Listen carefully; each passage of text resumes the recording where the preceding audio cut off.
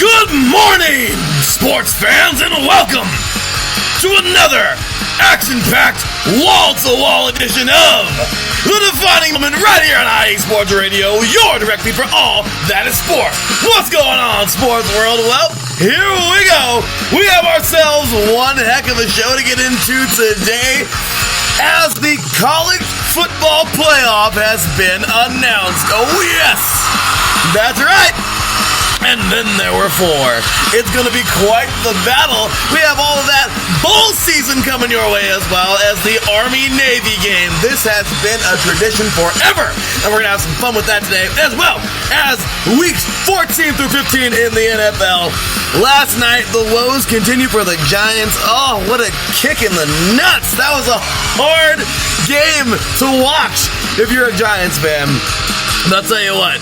This division is something else, Nancy East. Anyway, after that, we have plenty to get on into, of course, going into this week. Also, how about those Stanford Lady Cardinal? That's right, y'all. The ladies will do it in the world of soccer. But Stanford is not done in soccer as the men are actually in the Final Four. Can they repeat and do it again? We will find out. Also, we have here talking some NCAA volleyball. We are now in the Sweet 16, and Taryn Rodriguez has been talking plenty about that on set one. We'll get into that as well as we are now down to the final 16 teams. Will we have a repeat?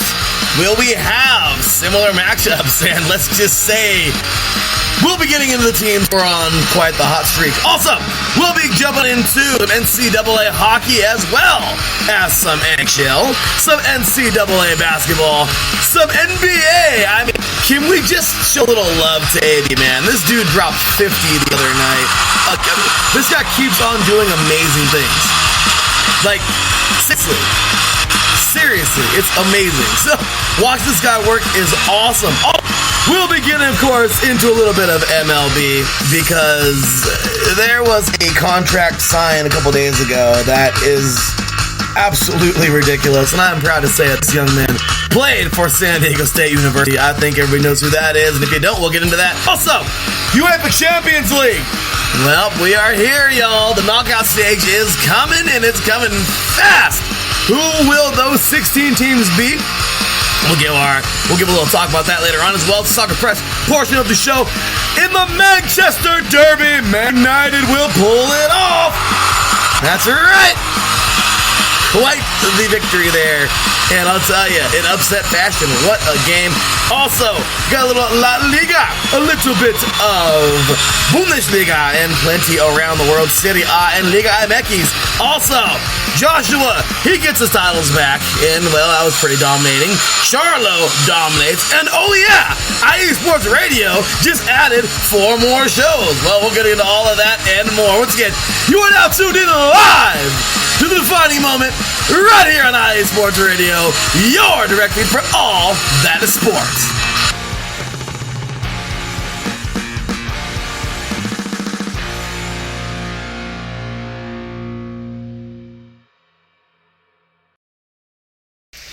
Welcome, sports fans. Well, here we go. My gosh, yet another crazy introduction with me, your crazy host, and, of course, plenty to get into for today. So, as you heard, there's the lineup for today, and it's plenty. Now, today's show will be cut a little short. Yesterday I was supposed to do it, or we were supposed to do it yesterday, of course. Me and my craziness, my schoolwork and everything got caught up. However, it's okay. It's okay. We're back today. We're good to go. This show will run for the next 2 hours, and then right after that, well, we will get right on into the 3 and Out College Edition, which, of course, we're going to get into everything. Oh, it's going to be awesome. Division 2 bracket is like my favorite bracket right now. I mean, seriously, I could not be a bigger West Florida fan right now. Go Argos, you have no idea. So I'll tell you why on College Edition coming up in a little bit, in about 3 hours here. At 1 p.m. Pacific time, 4 p.m. Eastern. But we'll be getting into that. Mount Union falling in Division 3. I still can't believe that happened. in the quarterfinals. That is very un-Mount Union-like. Okay, wow. But, of course, we're going to, talk more about that. The NCAA, well, the championship is all set. And, once again, the college football playoff is all set as well. In Division 1, the FCS, now we're into the third round coming up this week, I believe. And, yeah, we just have so much to get into, as I mentioned. Okay, so that's all the college stuff. We're going to kind of skim through that, because, of course, we have a show dedicated to that in a couple hours. But we'll get a little bit into some NFL, as I mentioned. Oh, my gosh, those Giants. Oh, Meg Renee, I feel for you, girlie. I mean, yeah, her and I are close, and I feel bad. That poor girl. And all those Giants fans, when he's got a little spark of hope, and then that defense is horrendous. Remind me a little bit of the Oakland defense. Anyway, with that said, we'll, of course, get a little bit into some NFL news. Got some fun to get into there. The playoff picture is shaping up, and it's looking awesome. Like, I right now, it's hard to pinpoint, a champ right now. I still have my champion, okay? Still going with the Patriots. I don't even care. Watch, somehow, some way. And if not, well, then is what it is. But yeah, I've learned to not pick against the Patriots.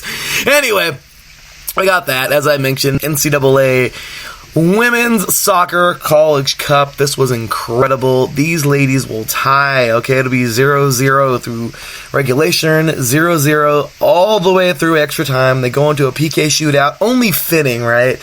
And they win this thing 5-4. I mean, how about that? That's right, y'all. The Lady Cardinal pulled this thing off 5-4 on PK. Well, in PKs. It is their third title in program history and their first since 2016. So, can they do it again, though? 2 years. Well, can Stanford do it? Can the men do it, that is? 2 years ago, the women of Stanford would win it. And the very next week, the men of Stanford would win it, too. Can they repeat that? Because the men are also in it, right? We got Virginia and Wake Forest going head-to-head on Friday, and Georgetown and Stanford. If the Cardinal advance, they'll have a chance to play for that national championship, and if they win it, looks like Stanford will do it yet again, where they will be able to do the double. Okay, that is freaking sweet. Also, as I mentioned, we've got the Sweet 16 in NCAA volleyball, of course, heating up there, as well as a little bit of NCAA hockey talk, some NHL as well. NCAA basketball, we have gotten some awesome matchups in the last week. Excited for what's coming up this weekend. As I mentioned, the NBA, I hate to be such a homer and talk about the Lakers, but I mean, you cannot not talk about the Lakers right now. I mean, AD is insane. This dude, sometimes all you need is a change of scenery, and I'm very happy that the change of scenery was in LA for the Lakers, because this dude is getting down right now. So, amazing. Of course, lots more to talk about. The Celtics are playing out of their freaking mind. Do I dare say that oh my gosh, I would love it. I would love it to get a Boston-LA round 2 yet. Well, no, round 2. Like round, what about 6 or 7? We've met in the playoffs quite many times, especially in the 80s, but it would be so awesome to see this team go heads up yet. Well, these two teams go heads up yet again. Oh my gosh, I'd love to see that, but not much. We're only in December. We got a long way to go before April, before the playoffs are set, but we shall see. Also, like I said, UEFA Champions League, we're getting close now. The knockout stage is just getting real close. Lots of soccer to talk about. Man U pulling off quite the victory over Man City. Oh my gosh, what a game there. And like I said, we got a little boxing to get into. And, of course, we will start off with those 4 new shows. Before we get into those 4 new shows of IE Sports Radio, I got to, of course, say, number 1, all glory to God. That's right. Without him, nothing is possible. And, of course, big shout-out to all you listeners out there, because without y'all, IE Sports Radio ain't nothing, y'all. We ain't nothing without y'all, so we appreciate you so much. Thank you. Gotta show my love, of course, always, to the man upstairs, and, of course, to all y'all listening. So, with that said, that will be that, and I've got to introduce my boy, man. This has been a great couple months on air, and, hey, we just keep on doing our thing, man. So, glad to have me a part of the team. Of course, we just brought on a whole bunch of new members of the team, so he's no longer a newbie. He's kind of, in the near veteran stage, if you will, or you can call him a vet already, because the dude's doing his thing at IE Sports Radio. But with that said, ladies and gentlemen, of course, welcoming, he is the host of Setpoint, the host and the founder of Setpoint here on IE Sports Radio, and the co-host of the show, The Defining Moment, and of 3 and Out College Edition. Ladies and gentlemen, welcome in the one, the only writer for the Pilot, soon to be Long Beach State alum, and just all around great guy. Ladies and gentlemen, welcome in the one, the only, Mr. Taryn Rodriguez. What's going on, Taryn? How you doing this morning, brother? Doing good, Larry. Great to be here and great to talk sports with you today. I am really looking forward to today. Yeah, you and me both, man. Definitely got some fun to get into today. Oh my gosh, I can't wait till we talk some also in a couple of hours. Oh my gosh, this coffee. If any of you get a chance to try the peppermint mocha creamer, it is so good. Anyway, with that said, yeah, I'm looking forward to talking some high school football in California, man. We had the state title, of course, last past week. Got another one coming up. We're going to have some fun. Lots of state to get into there. So we will have some fun getting into that. But let's go ahead and jump on over into those 4 new shows. So, Taryn, first things first, man. What did you think? We added 4 new shows to the network. And I think of course, they're all pairs. They're pairs into all these shows. So all 8 of those hosts and, co-hosts, if you want to call them, are rare and ready to go, man. Are you excited for these 4 new shows? Absolutely. It just means that IE Sports Radio is growing together as a whole, and we're going to one day be a household name. You know, we just continue to grow. We're basically like a bad rash. You know, the more people get to us, the more we continue to grow, and you know. Except we're actually a good thing. Rashes aren't really a good thing. Well, I'll tell you what, man. So I am totally with you on that. Trying to make it a household name for sure, and we're doing our best, man. Hey, I guess once again, using the talent that God bless us all with. So I am really excited for what's to come. We just added 4 new shows to the IE Sports Radio Network, of course. Just added 7 new people, because one of them is actually a host of Bases Loaded. Of course, here on IE Sports Radio. So added 7 new faces to the IE Sports Radio family, and we are getting down. So, with that said, let's take a look here at those 4 shows and tell you a little bit about them. So, here we go. We, of course, got starting us off, as a matter of fact, tomorrow they are starting this brand new series of regional shows. We're going regional, y'all.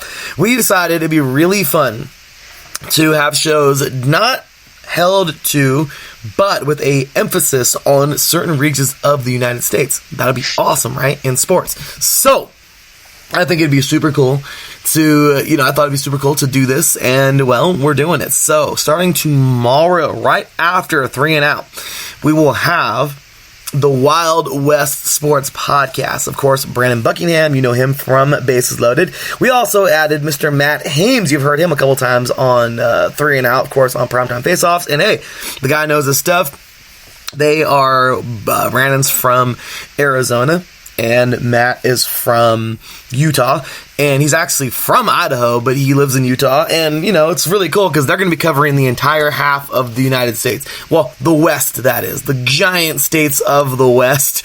They will be covering lots of great stuff, and we're talking, all right, let me go ahead and pull out the list here, because I want to make sure that we get, of course, I want to make sure we get really all of those regions out, and we got somebody in the chat room, actually. Well, I thought we did, but maybe not. I saw somebody pop up. I was like, hey. Anyway, with that said, let's talk a little bit about the regions. So, of course, with the Wild West Sports Podcast starting up in just a few, coming up tomorrow night, once again, immediately following the Defining Moment, immediately following 3 and Out, we are going to have, let's see here. We are going to have the show covering California, Nevada, pretty cool, right? Arizona, Utah, Colorado, and of course and New Mexico as well, and the Northwest, including Oregon, Washington, Montana, and Idaho, and Wyoming. I just want to throw Wyoming in there. So, those shows will be all covered, of course, those states will be covered by Brandon Buckingham and Matt Hames. They got a really cool thing going on. They're excited, of course, cover all those western states. And it's all sports. Like I said, they can talk all sports, but not just held to, those regions, but with a heavy emphasis on those regions. So you're going to hear a lot of Mountain West, a lot of Pac-12 when it comes to college, and just a lot of the teams out west. So all that good stuff there. Next up, we are going to be debuting on Friday. They're supposed to debut last week. Unfortunately, things happen.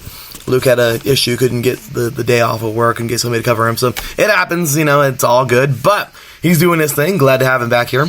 Or glad to have, get him and Daniel ready for the show. They will be starting off on Friday night. And that, by the way, the Wild West Sports Podcast, my apologies, it is at 7 p.m. Pacific Time, 10 p.m. Eastern. So, then on Friday, we will get going with the Last Call Sports Podcast. That's going to be cool. That's our Midwest show. They'll be covering all the Midwest states, South Dakota, North Dakota, Minnesota, Iowa, Wisconsin, Nebraska, Kansas, Oklahoma, Missouri.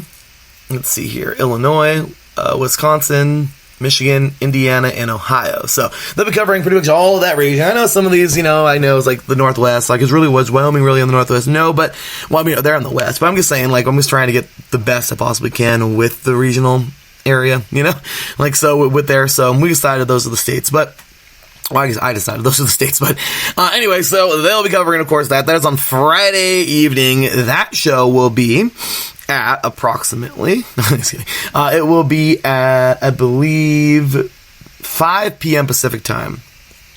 5 p.m. Pacific Time, 8 p.m. Eastern, so I'll be looking for that one. If it's not the right time, my apologies, but I think that's what it was scheduled for. But that'll be a great show, of course, check out. Then on to Sunday, we have our Southern show, y'all, and I'm really glad to bring these guys on as well. So once again, thank you, and looking forward to bringing on Mr. Luke Frank and Mr. Daniel Clardy for the Last Call podcast. After that, on Sunday, we will be talking Southern sports with Mr. Crooks, of course, Davidson Crooks, and Dentarius Locke. Crooks, of course, has been in promotions with us for the last half year. Great guy. Been promoting each other's podcasts. And then we had, of course, Mr. Dentarius Locke. He's been on the show many times. Those two guys, they are from the South, so really excited to have them on. And I love it because their name is so basic, yet it just works. So, two great guys, and their show is titled, super cool name, Locke and Crooks Southern Sports Podcast. Very simple, but you know what? Good stuff. They have a cool name, cool thing going on, cool name, and we're looking forward to that.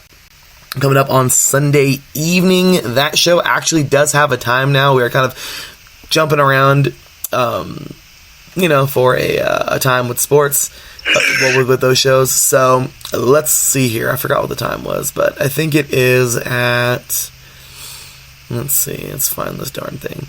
Okay, so it'll be 5 p.m. Pacific Time, 8 p.m. Eastern Time. So make sure to catch that every Sunday evening. So they're pretty much going to start us off every week on Sunday with the Southerns, of course. Got to check that out. Great stuff. They will be covering, of course, the South. They'll be covering Texas, Arkansas, Louisiana, Mississippi, Alabama, Kentucky, Tennessee, Georgia, and Florida.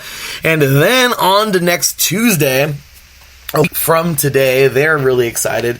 And it's awesome because they're a husband and wife. Great people. We've never had Mike on the show before, but he's, of course, been in the chat groups before and everything, talking about his Browns. But, of course, ABCFD, Miss D, she is awesome. She has been on the show many times on Throwing Out, talking about her Bills. They're both from Western New York. And they will be talking all East Coast, of course, the Northwest. They'll be talking South Carolina, North Carolina, Virginia, West Virginia, Pennsylvania, Maryland, Delaware, New Jersey, New York, Connecticut, Rhode Island, Massachusetts, Vermont, New Hampshire, and Maine. So we get into all those sports, all the good stuff. And like I said, y'all, they're gonna dig deep. We're gonna be talking plenty of stuff regionally, the college level, of course, professional sports, all kinds of stuff in those regions. It'll be a lot of fun. So that show is called Lake Effect. I guess that's a term up there in the Northwest for snow. I don't know what it is. Maybe the lakes. I have no idea. But they're awesome. They are super cool. I know they're going to do great, and really excited for this. They will be on next Tuesday at 7 p.m. Pacific time, 10 p.m. Eastern. They're getting a pretty late start over there. I know they got children, so of course I know they wanted to make it a little bit of a later show, but they're going to have a great show as well. So those are the times, y'all, that are coming up, and that's pretty much what they're going to be every week. Okay, so make sure you check out all those shows. We do have Twitter accounts to all of those, so please do me a favor and check them out. Great stuff. We can go ahead and give the Twitter accounts, of course. Why not just give them now, because we're on the topic, and then we'll jump into the sports for the day. But we have here, okay, so make sure to follow. Where are we at? Okay, so you can follow the Wild West Sports Podcast at WW Sports, IE. Then you can follow the Last Call Sports Podcast at last_call sports. Then you can follow the Lock and Crooks Southern Sports Podcast at Lock Crooks. That's LOCKECROOKS. And then Lake Effects Sports Podcast you can follow at LE_sports_IE. So make sure to give them all some love, y'all. Show them some love. And once again, all of y'all, welcome to the IE Sports Radio family.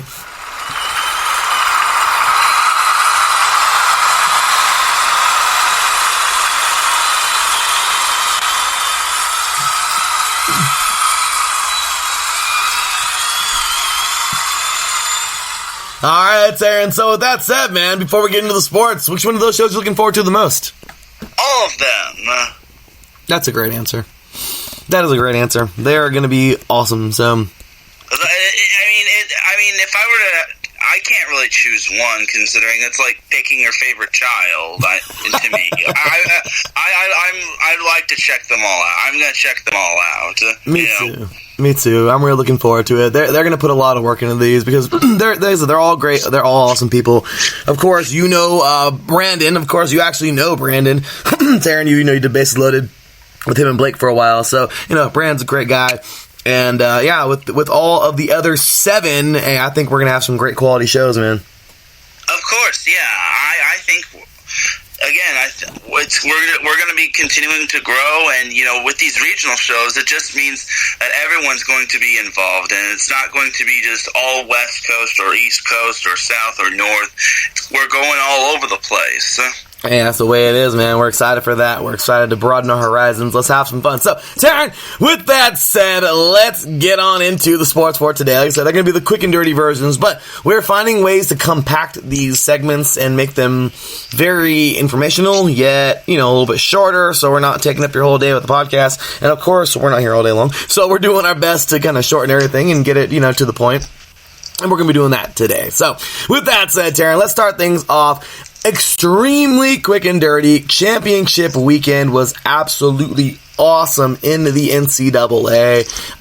Let's just, like I said, a few seconds per, because we got a 3-hour show, well, 2-hour show coming up in just a little bit based on all these. But Oregon and Utah. Taryn, I did pick Oregon. I'm being the I called it guy. However, I did not think it was going to be like this. So, number 13, Oregon defeats number 5, Utah, 37-15 in the Pac-12 championship on Friday night. Taryn, quick and dirty thoughts?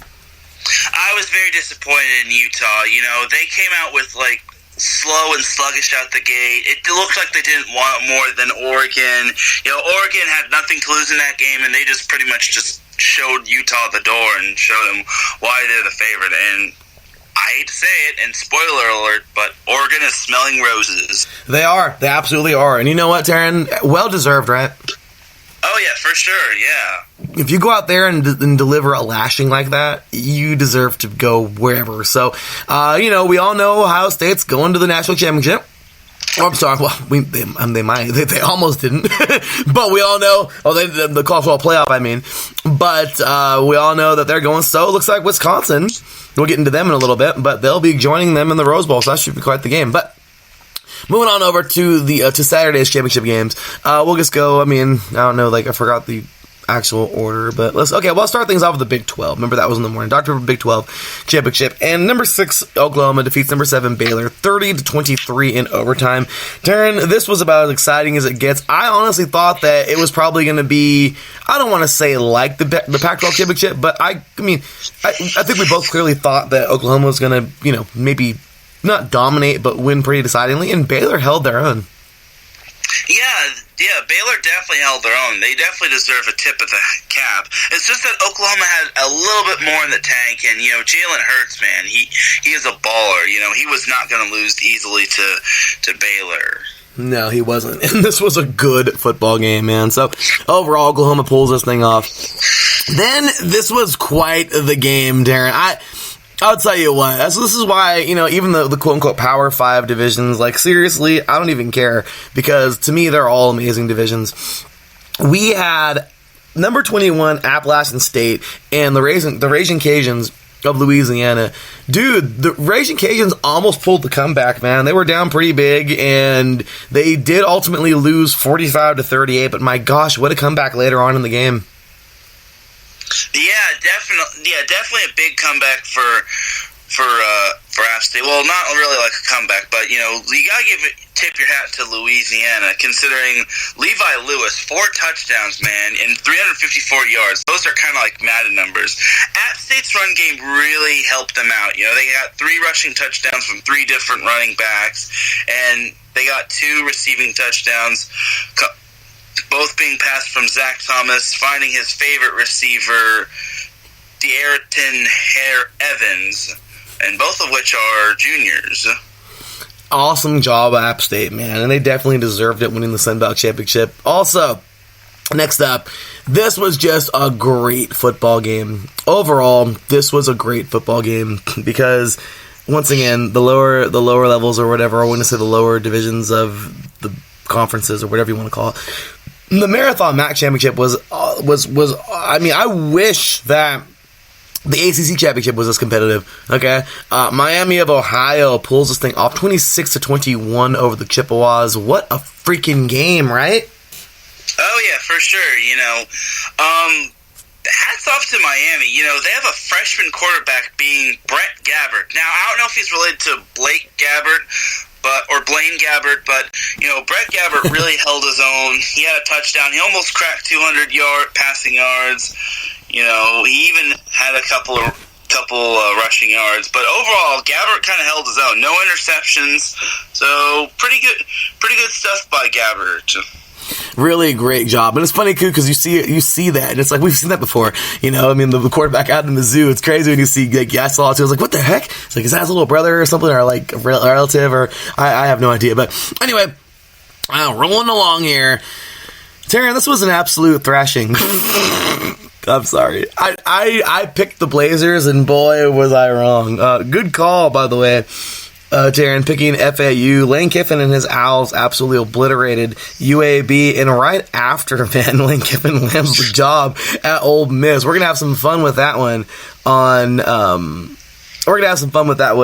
College Edition in a little bit. But my gosh, man, FAU 49-6 over the Blazers.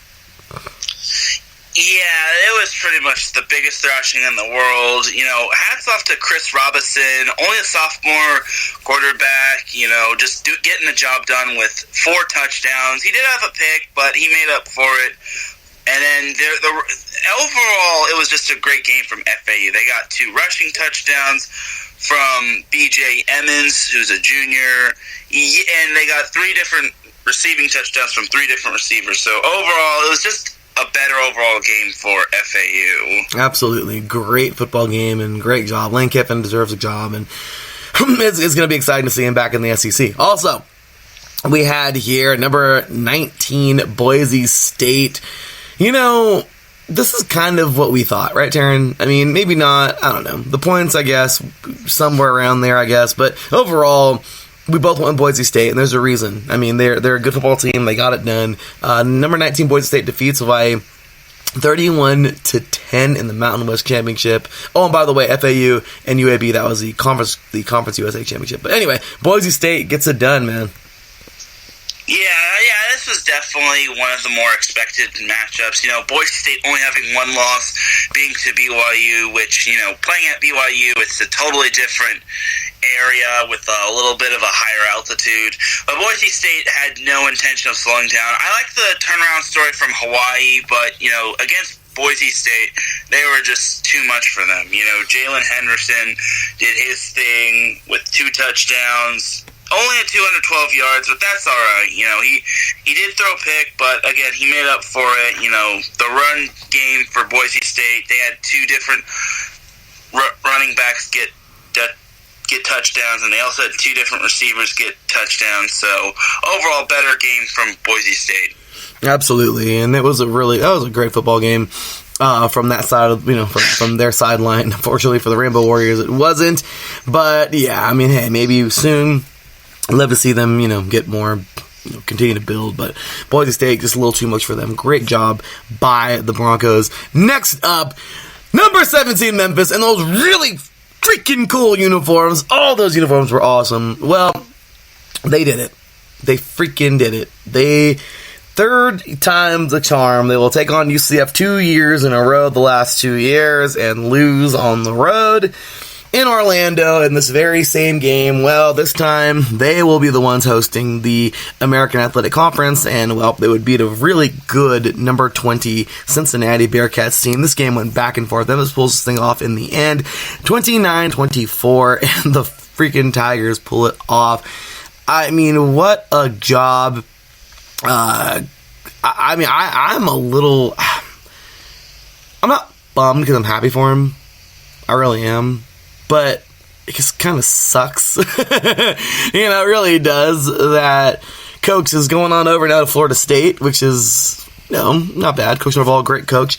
But I guess, sucks because it would have been great to see him stay there in Memphis. And I would love to see Memphis become a powerhouse and become like a team that just continues to get bigger. But it is what it is. Really sucks. But I don't know. But anyway, Memphis gets it done, man. What do you think? Antonio Gibson, man, that's the name you definitely want to listen for. Antonio Gibson just came up clutch. Him being a senior, he had a rushing touchdown and a receiving touchdown. Brady White only had one throwing touchdown, one touchdown in the air, and that was to Gibson. And, despite the interception, he did throw for 253 yards. So overall, it was a very good game for Memphis, and, despite only having one receiving touchdown, they got the job done. They did. And I got nothing but respect for this team. Once again, Coach heading on over to Florida State. Really bummed. But you know what? This is a great program. And I think no matter who they get next, I really think that the spirit of this team is going to hopefully live and, through the locker room. And they'll remember this season and continue to build off of it. So I know that's hard to do because recruiting and all that hard stuff, but once again, you want to be able to mimic those great years before, especially if you're riding on one of them, the very next season. So anyway, so that will be that. Memphis wins the American Athletic Conference Championship. Amazing game. And then we get on to the final 2 of the day, which on Saturday, these were... One of them was a thriller. The other one was anything but a thriller, I think. Oh, actually, no, we had 3 more. And we'll get to this one first.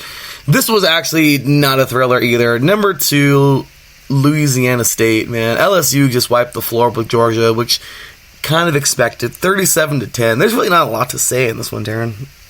Not much to say at all. I knew LSU was going to take the Dogs, or the Bulldogs, to the pound, to be honest. Burrow, man. Jake Burrow, or Joe Burrow, he really came up big with 4 touchdowns, 349 yards, no interceptions, 28 for 38. You gotta respect his game, and he's going to be a great quarterback for whoever drafts him in the NFL. Absolutely, I'm just really bummed for. I am so bummed, Darren, for Coach Kirby Smart, man, because he started such a great thing there. He started to really turn this program around. He had Ridley, which is, went off, and now he's doing his thing. He had some really, for the Falcons, but he's just, I don't know, it sucks. You have guys like Chubb that came out of there, Sonny Michel. It really sucks to think that he creates, well, he doesn't create, but, he coaches these players who go out and they've gone to the NFL and they've proven to be, they're battle tested, they're good. He has produced some great players, Roquan Smith. It just sucks that not even a national championship game, because it's like somebody's always like one step ahead of them. Sucks, right? Yeah, it definitely does. It's disappointing, especially for Georgia. I expected them to at least put up some sort of fight, but they got blown the heck out. So nothing more to say. It's Louisiana State is just overall straight up better in every facet of the game against Georgia. Absolutely, and they were enough to be number one. We'll talk about that momentarily. Next up, this is a game where we really can spend literally like maybe 10 seconds on. Are you ready for this one, Darren? Yes. Number 3, Clemson defeats number 23, Virginia, 6-2-17. That's it. Yeah. Sorry, did you want me to take the floor? Oh, no, yeah, absolutely. I was saying that's it. That's all I got to say. How about you? Yeah, I mean, expected outcome, but, Wisconsin made it a battle, and it was quite the battle in the first half. That's about it. It was, and then Clemson just turned on the Jets, and, well, that was it. Sucks, right? But... Yeah. Clemson. Oh, you're good. You're good. Clemson hit the curb stomp on Virginia. It was just ugly, and there was nothing there that could be salvaged. It was sad. So, Virginia, happy for you. You made it for your first ever ACC championship, but I guess congratulations on getting there. Now, winning it's a different story when you got a juggernaut like Clemson in the division. But anyway, next up we have here, and the final game of the evening, which was probably the scariest game of the day. My gosh, man. Wisconsin had Ohio State on the ropes. However, the Buckeyes would come back out in the second half. It's a totally different team. The defense would really step this thing up. I mean, both sides, all sides of the ball did. As a matter of fact, I remember some great defensive plays. Of course, I'm a defensive guy, but man, number 1 Ohio State will come. Well, not number 1 anymore, but they will do enough in the second half. Well, they will actually, they'll play pretty good football in the second half. And wouldn't you know it, they win this thing by a decent little margin, 34-21 over number 8 Wisconsin, who literally had this. If they would have won this game, Taryn, you and I were talking about this thing, man. We were tweeting about it. We were even giving our predictions of what the college football playoff would look like. But unfortunately, fortunately for the Buckeye fans, unfortunately for the Wisconsin Badger fans, and just, I want to say fortunately for the committee, Ohio State will win this one 34-21. Yeah, this was quite the weird game.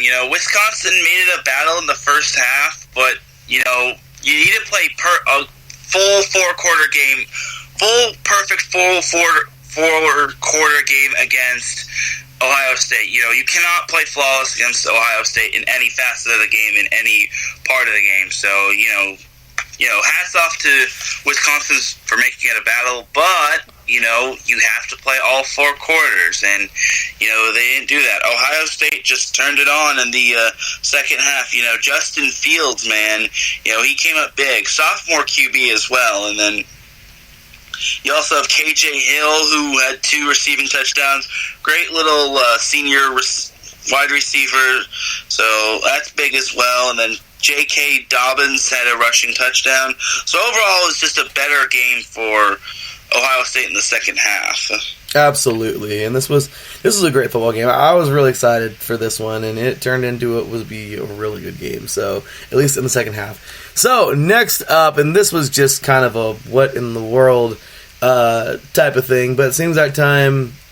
You know what? Well deserved. So we have the final top 25 of the season, and of course the college football playoff and all the bowl games. So once again, in 3 Not College Edition, Taryn and I will be getting into all those bowl games, and talking about all that good stuff coming up, and of course plenty more into the top 25. But after that, we got, like I said, plenty more to get into there. So let's go ahead and jump on into this top 25 and talk about these. Well, actually, kind of just go through it. Let's just get through it first. So, anyway, from 25-21, cursive ESPN Score Center app, we have here Oklahoma State, Virginia, Navy, USC, fight on, and Cincinnati. From 2016, we have Appalachian State, Boise State, Minnesota, Memphis, and Iowa from 15 to 11. Notre Dame.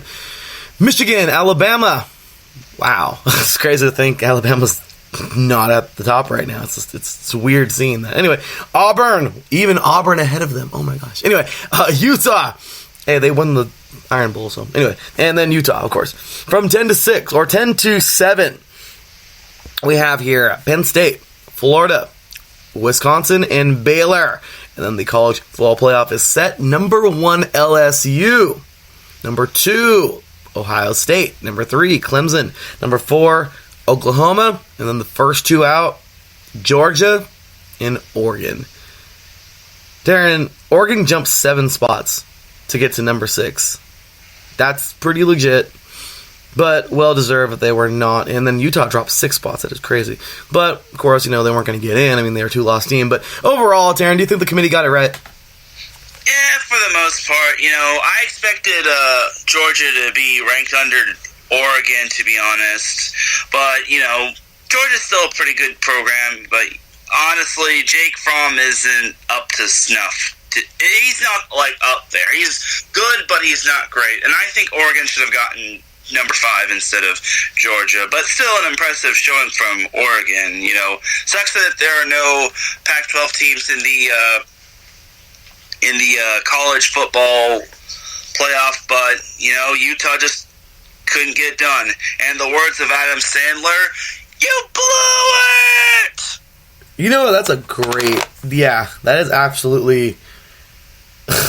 As messed up as that sounds, that is exactly what it is. That is a great thing to say because I completely agree with that. So, yeah, bummer, but you know what? It happens. So, snooze you lose, and unfortunately, no Pac-12 teams are in it. It is what it is. Can't really say anymore. And that's kind of that. So, anyway, with that said, man, so that is pretty much that for a little bit of college ball. And after that, we're going to go ahead and jump on to a little bit of NFL. So, let's see. So we'll get into plenty more of this coming up in a college edition coming up. And then, of course, we're going to get plenty more into this on 3 and Out coming up tomorrow. But quick and dirty through Week 14. Well,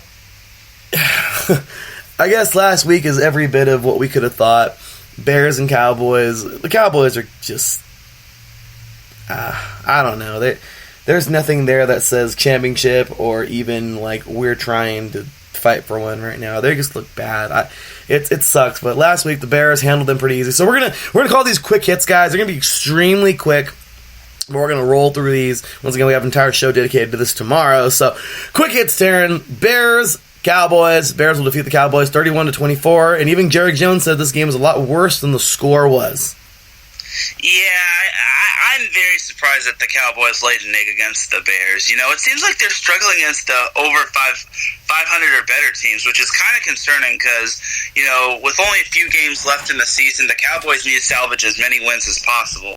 Luckily, they still are in pace when it comes to... they're on pace in regards to winning the NFC East. But, their next 2 games are huge ones, especially their game against the Eagles. Yesterday was something, I'll tell you that. We'll get into that momentarily, speaking of those Eagles. But next up there, we have, once again, quick hits here. So, moving on to Sunday. Falcons over the Panthers. What do you expect? Ron Rivera's out of there now. There's no Cam Newton. They're going to fight, but there's just nothing there right now. The Panthers are just a shell of themselves. And the Falcons, well... they're not that good either, but they're kind of surging late in the season. Nothing to get excited for, Falcons fans. I don't think anything's happening there. However, it was a nice little victory for them in an NFC South battle. Whoop-de-doo. Falcons win 40-20 at home. That's kind of just a little pat on the back, kind of, right, Darren? Yeah, to me, I thought Carolina was going to win this one. They have such great offensive potential, especially with Christian McCaffrey. And, Christian McCaffrey has not been, productive as of late. He's been a great receiver, but, running back-wise, we haven't really seen much of him in regards to rushing. Oh, and by the way, shout to the Falcons for dropping 40 on the Panthers. They really ruined my opponent's fantasy football chances of beating me because my opponent started the Carolina Panthers defense, and he was left with -3 points at the end. You lucked out on that one, didn't you? Yep. All right, so Definitely. next up, that was pretty funny. Next up, Ravens and Bills, and let's just be realistic, Darren. You know, you and I both thought it was going to be a good game, or at least I think so. I mean, if we put that in the last time you were in the chat room, I'm throwing out, but I think last week on the defining moment. But regardless, man, good football game by both teams. The Bills are definitely not to be taken lightly, but the Ravens, man, they're just they got a little something special, and you know what? They play good football, and you know what? Well deserved, very hard fought victory on the road in the cold, and you know what? They really pulled this thing off and got the win. So congratulations to the Ravens, 24-17. The team was looking good. Yeah, the Ravens definitely had to grind that one out. Hats off to the Bills. You know, the Bills are definitely proving that they are for real, and I think the Bills can definitely snag one of the AFC wildcard spots. I highly doubt they'll get the AFC East AFC East championship, but you know, I think the Bills could be a dark horse for the up and coming playoffs, and you know, this Bills team is something special. But you know, for the Ravens, however, you know, it's kind of a little bit of a concern considering you only beat the Bills by 7, even though the Bills are legit, and especially since Lamar Jackson kind of got a little dinged up. You know, it should be expected that he should be playing on Thursday, but you know, if anything, they should take a precautionary measure to just sit Lamar out for a little bit of the Jets game on Thursday. I think it'd probably be in the best interest. So let's continue. Quick hits, guys. Browns over the Bengals. Some people may have thought this would have been a good game, and it kind of was, but once again, there's nothing to see here, guys. Nothing to see here. The Browns are anything but impressive this year. Again, in the Bengals, well, we all know their season's going that great. It was a good game for the most part, though, 27-19. Decent game, but overall, Browns ultimately pull this thing off. Yeah, I knew the Browns were going to win, but I didn't think it would be that ugly of a game. Baker Mayfield was feeling a little dangerous that day. You know, he had one rushing touchdown, but he also had 2 picks, and you know, he almost had a pick that was eventually overturned as an incomplete. That was actually overturned as defensive pass interference. So, you know, Browns kind of got lucky, but you know, it's better to be lucky than bad. Yeah, that game was something else. I kind of just like watching like a really weird college game. I don't know, that was just a weird game. But anyway, Packers, they will get this thing done, but they will be tested versus a Redskins team. I don't know whether to say the Redskins are, because they've actually had some pretty good games lately. The Redskins are, you know, kind of surging, getting a little something together. They know they're not a playoff team, but they're doing their thing, and they're working really hard to become one by next year. They're playing pretty decent right now. And the Packers, I don't know if it's just the lack of them getting anything going, or just a really good day for the Redskins. But overall, Packers 20-15, good game at home, which is even more odd because the Packers were at home, and it's the Redskins. The Redskins aren't doing all that great. So, I don't know, pretty good effort. I'll tell you what, the Redskins fought. Amazing job, but overall, Taryn, I don't know. I get maybe a bit a little bit of both. Redskins on one, Packers kind of slumping. I don't know. What do you think? Yeah, it was one of those weird games where the Packers put up enough points to hold off the Redskins, but you know, it just seemed like a weird game. It was just one of those weird games where I thought the Packers were just going to blow out the Skins, but good resiliency from the Redskins, but still, I expected the Packers to break their opponents to have bend them. Absolutely, and that was another odd game. Next up, Vikings over the Lions. Okay, so we got to start getting a little faster on these because we got a lot more show to go. But Vikings over the Lions, this was kind of just, once again, a game that I was just really disappointed. I mean, Matt Patricia is a great defensive coach. I just kind of wish that they would have, you know, held the Vikings a little more. Regardless, the Vikings are good offense, and they're a good team overall. And they, you know what? Well-deserved victory for a team who is honestly much better than they were last year. 20-7 over the Lions. Yeah, to be honest, I knew the Vikings were going to win that one. Kirk Cousins isn't going to struggle against a team that's been struggling as of late, especially with the new quarterback being David Blau. Overall, just a solid win for the Vikings, who are still looking to possibly win the NFC North or clinch the wild card spot in the NFC. Absolutely. Niners and Saints. Oh my gosh, I'm going to have fun with this one tomorrow on 3 and Out. But this was a game. I mean, you can't ask any more of this extremely talented, yet somewhat of a no-name team, because the freaking Niners are just something else. The Saints are, I don't know, since Breeze came back, I'm not saying anything bad about Breeze, but they haven't been the Saints that they were last year. Teddy really looked good earlier this year with them, but right now the Saints don't seem scary. It's kind of messed up to say that. A team that's doing so good doesn't seem that scary. And the Niners, well, they would go toe-to-toe with them, and they got it done. Not trying to say that the Saints aren't a good football team and they're not a playoff team, because they certainly are. But I go, no. I just don't see I don't know if I'm picking the Saints at all when it comes to the playoffs right now. Niners, 48-46. So, yeah, it's definitely one of the more big high-scoring games. There was just so much going on in that game. Even Emmanuel Sanders was throwing touchdown passes. Even Connor receiving a touchdown pass. Overall, just an amazing game. It sucks that one team had to lose, but the Niners are proving themselves. They had a close loss to the Ravens, but then they beat the Saints. That could be a potential NFC championship game. So, overall, the Niners are kind of coming into their own. They really are. Good football game there, and I was really excited to see the Niners do this thing, and the Niners look good. I don't know. I'm just saying. Jets and Dolphins. This was sad. This was like watching two kids fight. Even if you win, it's kind of like, okay, well, somebody's still getting in trouble. You're like, I don't know, it's kind of sad. Like even if you win, you both lost. It's kind of sad. Like the Jets, the Jets and I know I got to watch two kids fight, but it's kind of like two kids on the playground fighting. There's no winner there. And the Jets, well, they did everything they could to win this thing, and they did. Amazing job. Last second field goal. Whoop-de-doo. The Dolphins were like, no. The Jets were like, yay. I mean, that's seriously what it was like. It was funny. But Sam Ficken hits the 44-yard field goal to win this thing as time expires. Jets win, and Jets fans are happy. Dolphins fans are like, no, it sucks. And both teams are like, overall, no, we both suck. What do you think, Darren?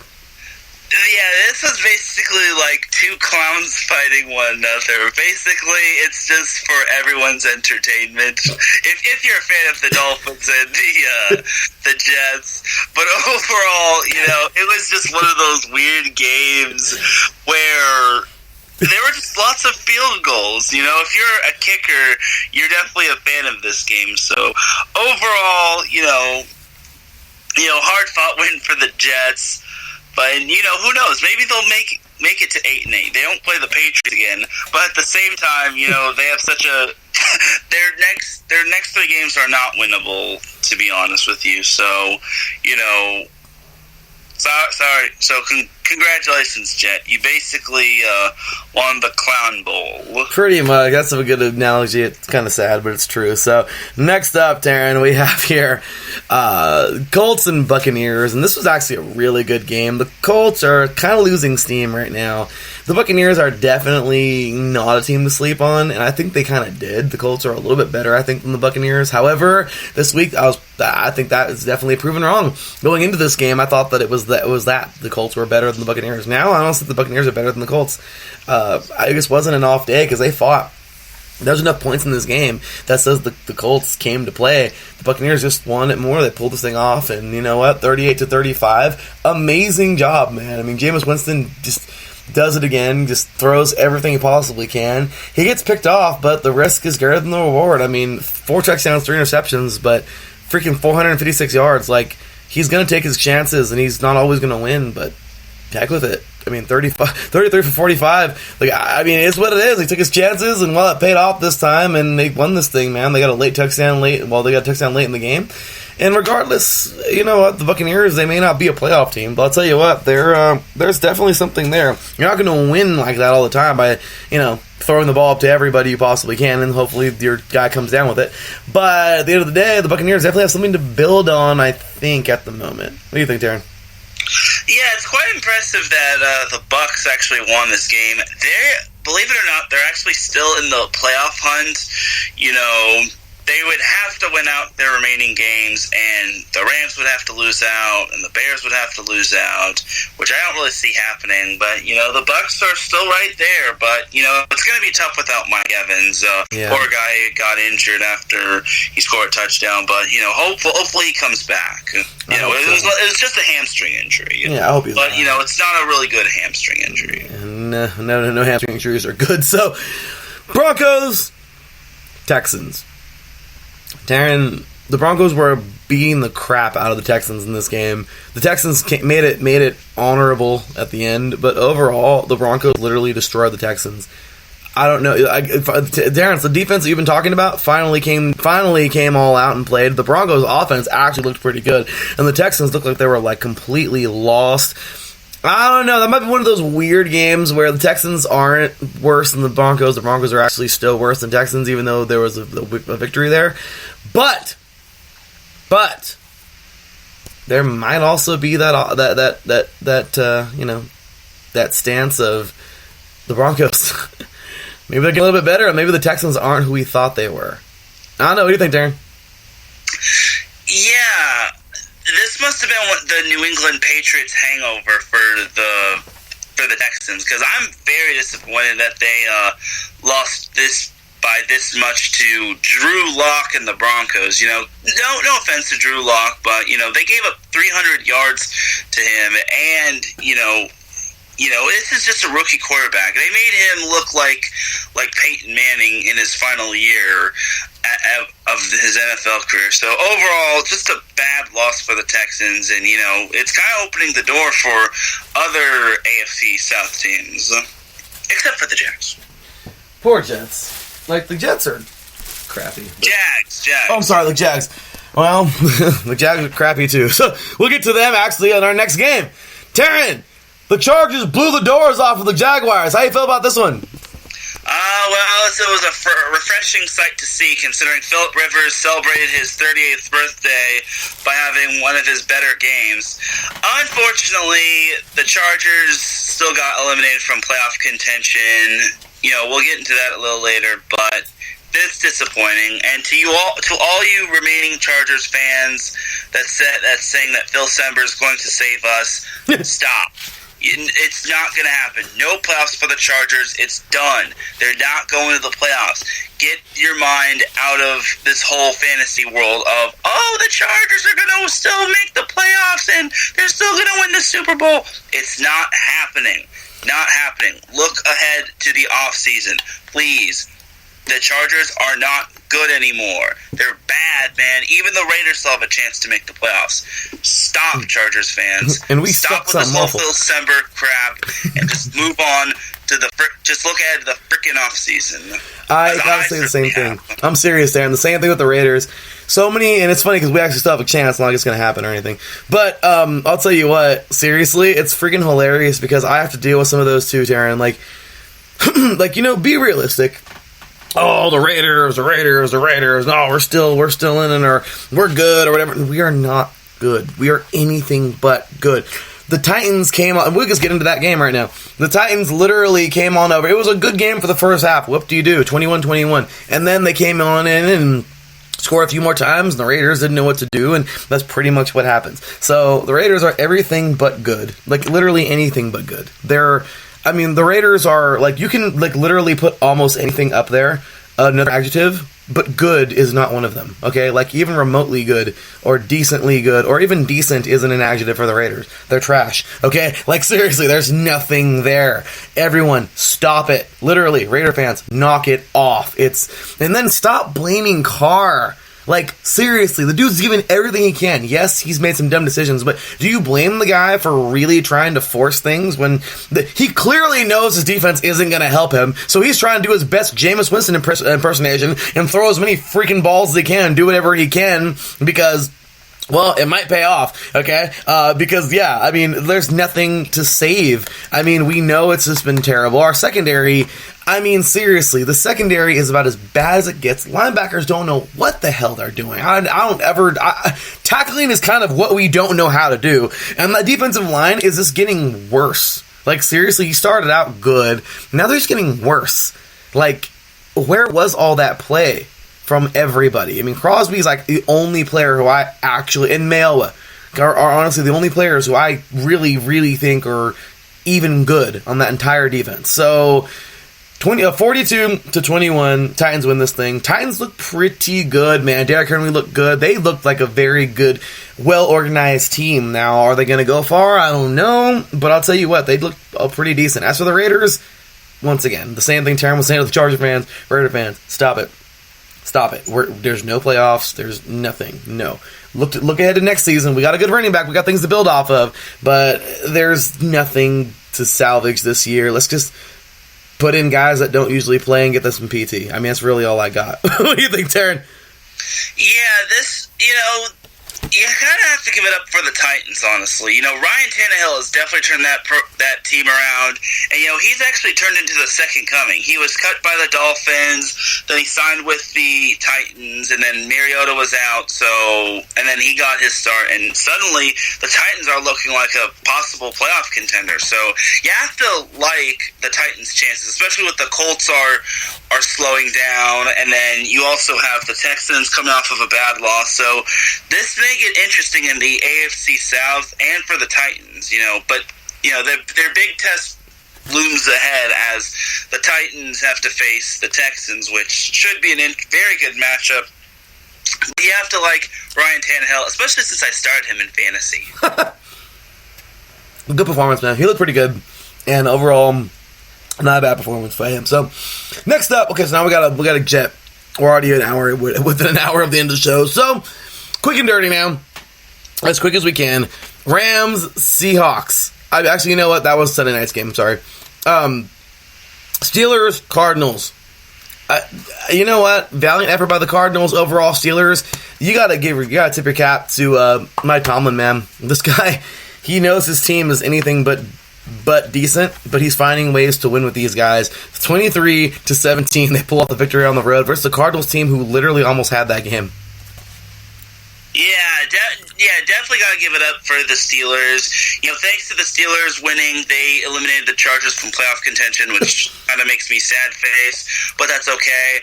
But the Steelers, they're resilient. They're like cockroaches. They don't die. A lot of players being out, down to their third string quarterback, and they are still finding ways to win. And they could. Their matchup against the Bills is looking very, very good, and that game actually got flexed to Sunday Night Football, replacing the Vikings and Chargers, sadly. That sucks, huh? Thanks, Phillip Rivers. Next up, Chiefs and Patriots. I don't care. I'm still taking the Patriots to the Super Bowl. I don't care. But the Chiefs, I can't be bitter, man. It's a good football team.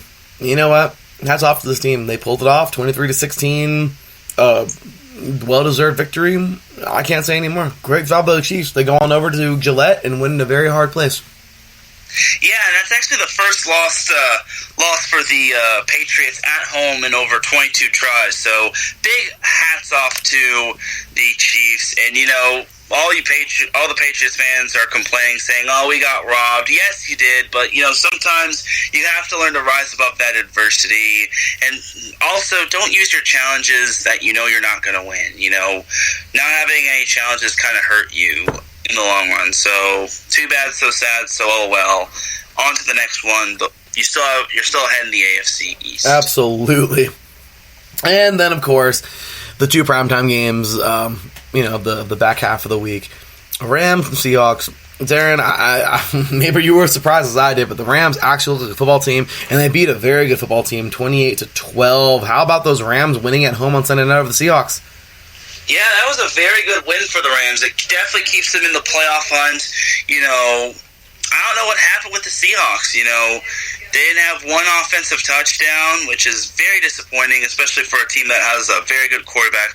So overall, just a great win for the Rams. You know, their defense really showed up, you know, and I think this Rams team, if they play their cards right, they could be in the playoffs. Wouldn't that be something? I mean, everyone wrote them off. I did. You know, they fell from grace. And, well, if they happen to get in the playoffs this year, I really don't have them being, you know, winning it or winning a Super Bowl or even going to the Super Bowl. But if they got there, you know what? I guess it's a little bit better than not making it. So, anyway, and then, of course, Monday Night Football last night.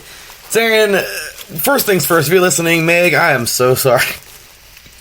I mean, really, you Giants fans, I feel bad. Like, Manning started, he looked pretty good, he was guiding you guys to a victory, and then that defense did their best Oakland Raiders defense impersonation, and absolutely just fell apart and lost the game. I mean, I get every blame on that defense. I don't give a crap. Taryn, that was really sad. Then they get into overtime. Carson Wentz drives down the field with his offense, and the completely blown coverage. Okay, he finds Ertz all by himself in the back of the end zone or in the middle of the end zone. Whoop-de-doo. Touchdown. Game over. 23-17. Eagles beat the Giants. The Giants' woes continue. The Eagles get some kind of spark of happiness, but we all know nothing's going to happen with the Eagles. What do you think, Taryn?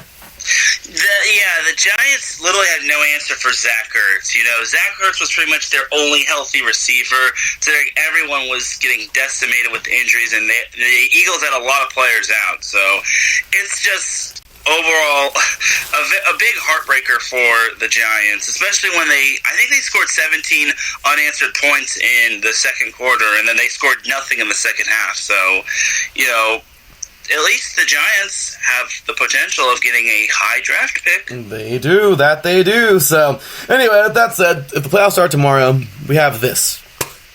So, Baltimore, New England, your first two seeds. Then you have Kansas City, Houston, Buffalo, and Pittsburgh. As of right now, Pittsburgh would be going to Kansas City. Buffalo would be going to Houston. And then we have here in the NFC, San Francisco and Green Bay at the top. Yeah, Green Bay. Yeah. Crazy, right? I can't believe it's right. I'm seeing this for the first time. Then we have, let's see here, 3rd through 6th. New Orleans, Dallas, Seattle, and Minnesota. So you would have Minnesota at New Orleans and Seattle at Dallas, which is, it kind of seems like that's probably going to end up happening. Because they're just kind of like stuck there. They've been stuck there like that for the last couple of weeks. So, anyway, Taryn, if you want to take your stab at it, I'm going to go ahead and do mine on 3 and Out tomorrow. But what do you think of these playoffs? They were to start tomorrow, man.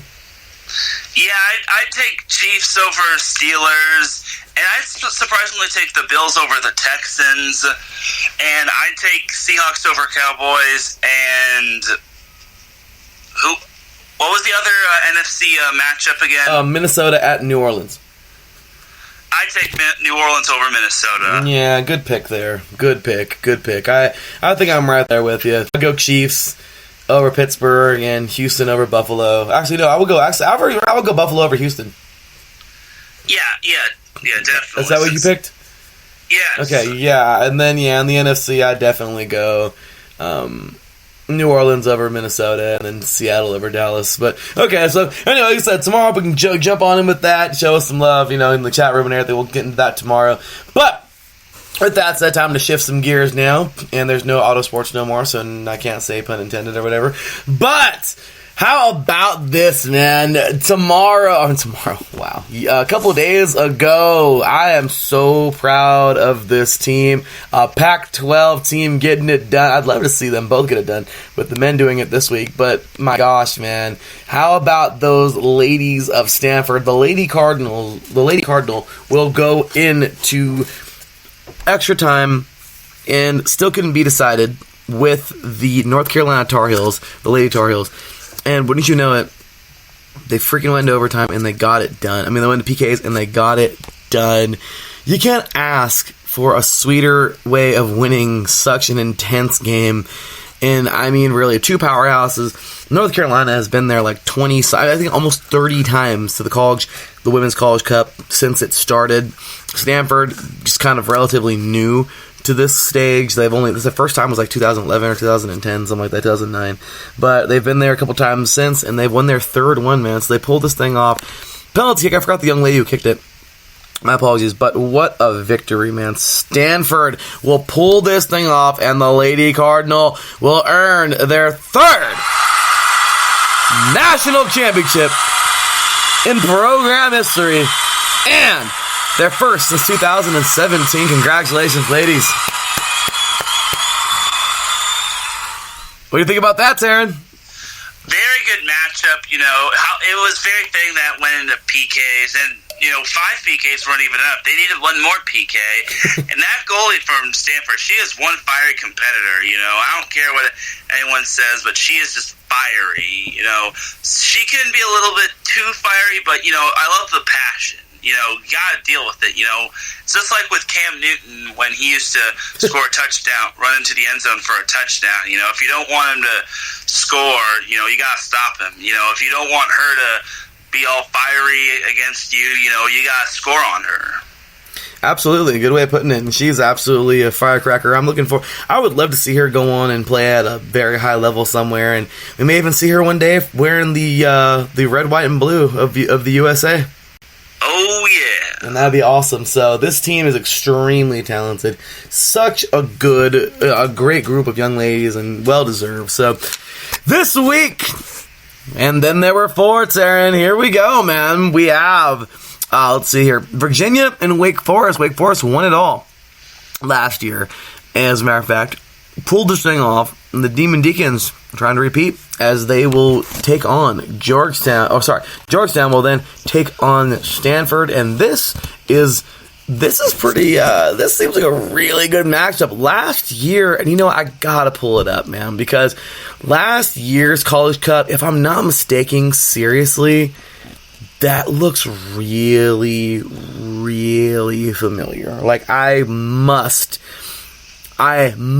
pull this up right now because I don't think it's the same exact thing, but my gosh, it wasn't close. I'm sorry.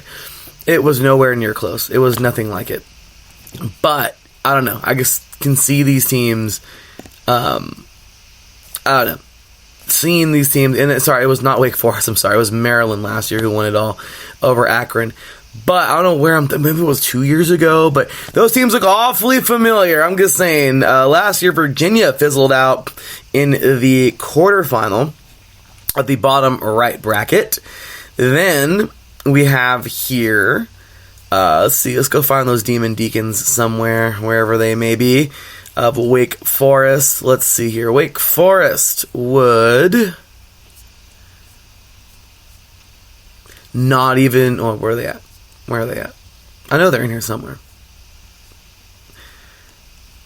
Wow. Okay. Well, maybe I'm just tripping. It's the Mandela effect. I don't know.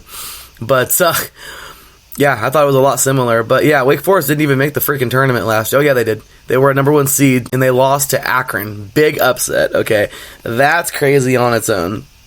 Then you have Stanford, who was, they made it to the quarterfinal, and they would lose to freaking Akron, because Akron was on one last year, okay? So Akron would knock off both, wow, look at Akron last year, man. They freaking knocked off Wake Forest, they knocked off Stanford, I mean, big ups there.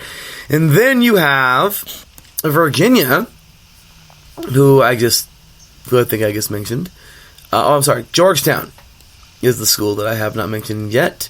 And Georgetown would, let's go find those fools. Okay, here they are. They would lose to Michigan State in the third round. So, Taryn, you're looking at teams last year who didn't even get to the Final Four. None of these teams were in the Final Four last year. And here they are right now. All of them are right here doing their thing. I mean, how awesome is it that we have that kind of fluctuation in men's college soccer, that last year's Final Four is extremely, entirely different from this year? Yeah, it's definitely a great great to see, considering, it's not like one-sided as a perennial team. Anything is possible when it comes to this. And, it's like junior college. One year a team is dominant, and then the next year that same team could be not as dominant, and vice versa. So it's great to see some more teams non-perennial than others. No, you're absolutely right. Speaking of junior college, I can't wait to get to that in a little bit. Well, on the next show, I'll talk about RCC and San Mateo. That's going to be awesome. But I'll tell you right now, man, this is just, I don't know, I'm trying to find, oh my gosh, it was 2017. Wake Forest and Stanford actually played each other in the regional, and in the College Cup, Stanford won it, of course. They defeated Indiana. I don't know where I'm getting Wake Forest, where they won this thing, or where they were close, but I don't know. Anyway, I'm tripping. Anyway, with that said, man, I'm not going to dig anymore, but that is a little bit as that for the College Cup. But I don't know. What do you think, Taryn? Take your picks, man. I personally think right now, I'm going to be a homer. I don't care. I'm going to go with Stanford to win this thing, dude. I really want to see them win. Their ladies won it, so I want to see them win it. Yeah, I'm probably going to take Stanford as well, and I think I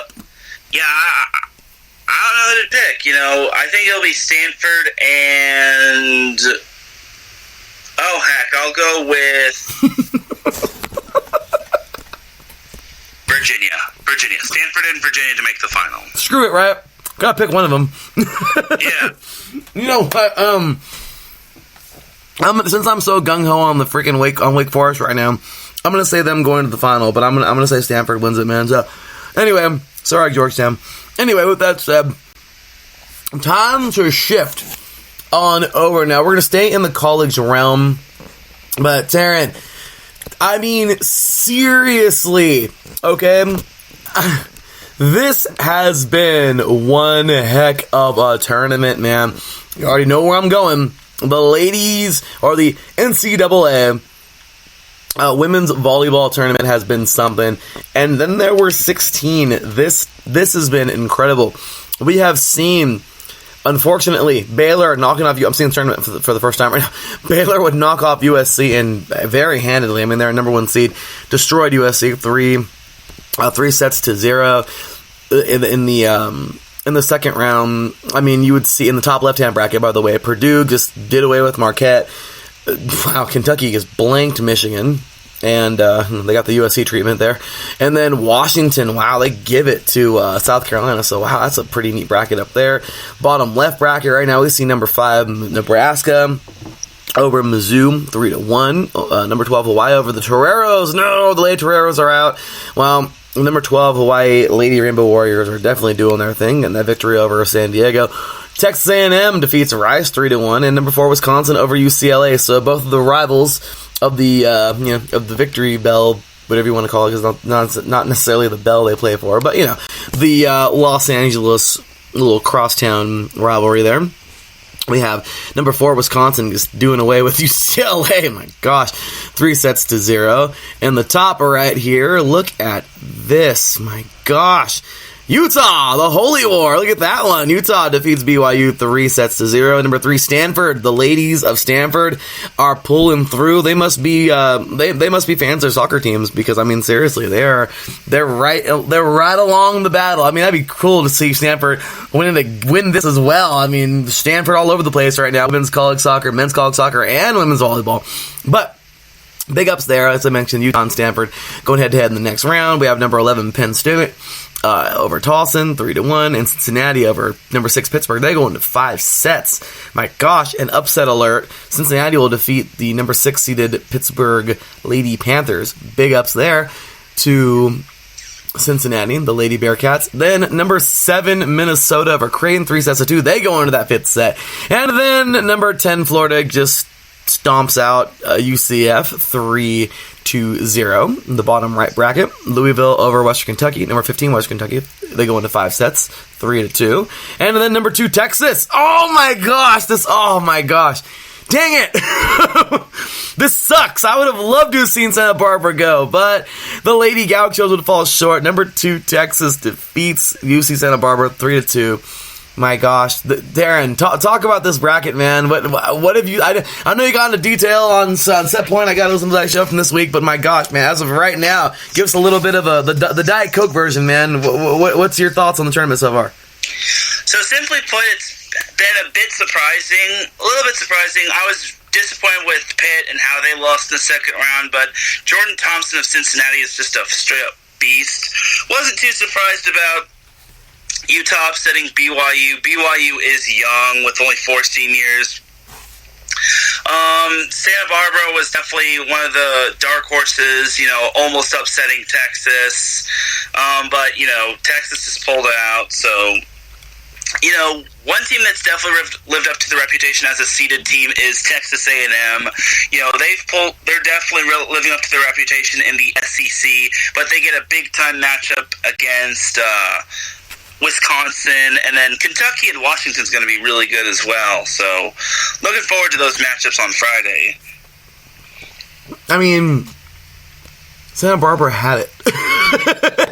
Yeah, but you're facing Texas, the number 2 ranked team, and you're on the road, and not many teams can say that they took 2 sets off of Texas. Not even Baylor took 2 sets off of Texas. That is crazy. I mean, I'm actually really bummed out about this. I would have loved to have seen Santa Barbara advance, dude. Seriously. Yeah, it would have been great, but, you have to play flawless in all facets of the game against the number 2 team in the nation. You just have to. Yeah, this sucks, but, what was the final of that 5th set? The final of the 5th set was 15-10. It was a lot closer than you would think it would be. 8-7 Texas was ahead of Santa Barbara at the side change, and then suddenly, Logan Exelton just went to town. Only a freshman outside hitter. She just went to town. She had 22 kills, I think only 3 hitting errors, so she was basically key for the Longhorns. Oh my gosh. Well, this is quite the battle. I guess really, I have the Southern California team in there, but and then, dude, if you can real quick, what happened? Both USC and UCLA went in under, man. They seriously went like up in a ball of flames and exited the tournament with two of both of them were shut out. I mean, give me your quick thoughts on those games. USC actually had that first set. They were leading for the most part in that first set, and then Sonia Presley just straight up took over, and it wasn't just Sonia Presley, it was 2 other hitters as well for Baylor, and after losing that first set, that pretty much swung all the momentum to Baylor, which pretty much was spelled doom and gloom for USC. And then same thing can go for UCLA. UCLA, they have 2 good players in Savvy Simo and Mac May, but, Wisconsin just has talent all over the boards with players such as Dana Redkey, just to name one, and then, UCLA only has 2 seniors this year, so they're a little senior light, but, next year, when they return Mac May, basically, UCLA could be really good next year, And then USC does lose quite a bit of seniors with players such as Kalia Lanier. I think they returned Brooke Botkin and a few others. So, it'll be interesting to see what happens with USC next year. Kalia Lanier was so close to that all-time kill record, but, she just didn't have enough. That sucks, man. Well, I hope she, like Fabricio, goes on and does great things, man, because...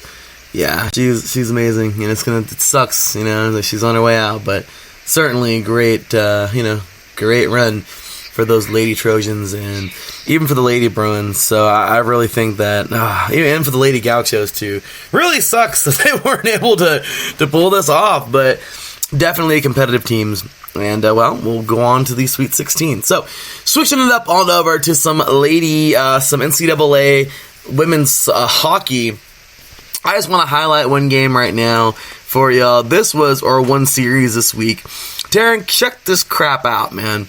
You have, of course, a couple of rivalries. going on, especially in the Big Ten. But my gosh, man, Minnesota State and Minnesota Duluth went at it. Now, on Friday, Minnesota Duluth, or on Saturday, number 1 Minnesota State will defeat number 8 Minnesota Duluth 4-1. So, it's kind of lopsided. Then we get on to the next day, and these teams go at it again, and this time Minnesota State wins 3-1, proving why they're number 1 and why they're such an incredible school. But I'm sorry, that's for the guys. I'm sorry, I don't know why I was thinking of the ladies. I was thinking to myself, wait a minute, they're not. I was thinking to myself right now, like Wisconsin's should be number 1 for the ladies, but I'm sorry, for dudes. So for the guys, man, this was absolutely awesome. Okay, so you see an incredibly tough Minnesota State team, man. This team they're taking no prisoners. They are beating the hell out of people right now. Like, seriously, this is a good hockey team who I think is going to make a pretty deep run this year. They were not in the Frozen Four last year. They're a very skilled team. I don't know. Hopefully they don't have a lot of seniors, man, because they're a young team. We can see them for a couple of years and maybe even more with recruiting, but into the Big Ten.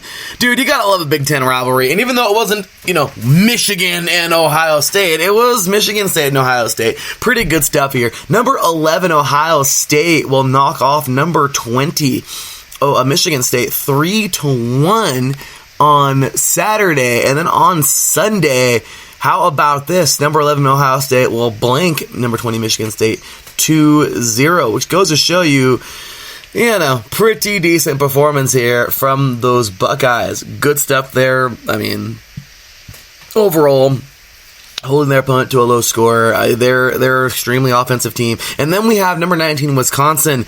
This was crazy because they would defeat Michigan 3-2 on Saturday. And then on to Sunday, Michigan would dish it right back. Upset alert, man. 3-1 over Wisconsin, knocking off number 19. So we'll see where they're ranked right now. But my gosh, that was this past weekend.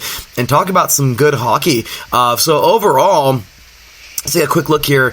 The number 1 is just all over it right now. You can't ask any more out of these Buckeyes, and they're playing. I'm sorry, the Buckeyes. Out of I forgot what they were. Are they Bulldogs? But Minnesota State, they are playing at an extremely high level. And Duluth, I mean, this team was in the Frozen Four, I think, last year. I mean, they were just in it, or 2 years ago. And you have Minnesota State putting up numbers like this, getting big victories. I mean, overall, man, this is quite a week in hockey. And quite a week in college hockey.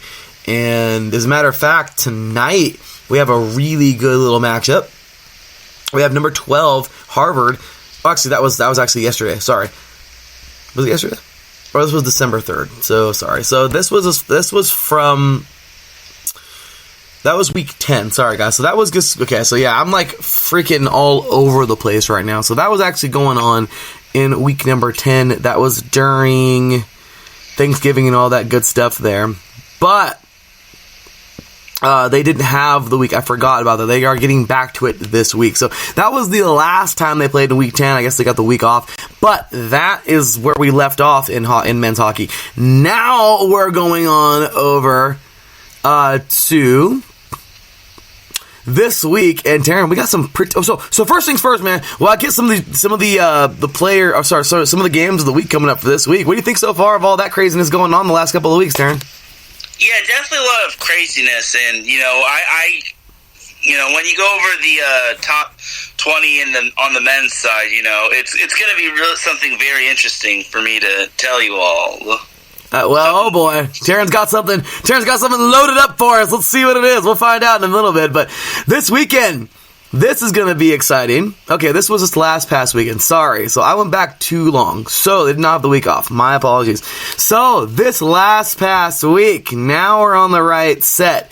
But might as well, because we haven't talked a lot of hockey anyway. So we have something cool here in the Big Ten. This was upset alert all day. Michigan State will knock off number 19 Wisconsin 3-0 last Friday. Penn State and Michigan would go at it, and Michigan will knock off number 6 Penn State 4-1. Talk about a game there. And then overtime game, number 7 Ohio State defeats Minnesota 3-0 in overtime. Talk about some awesomeness there. Then the NCAAVB.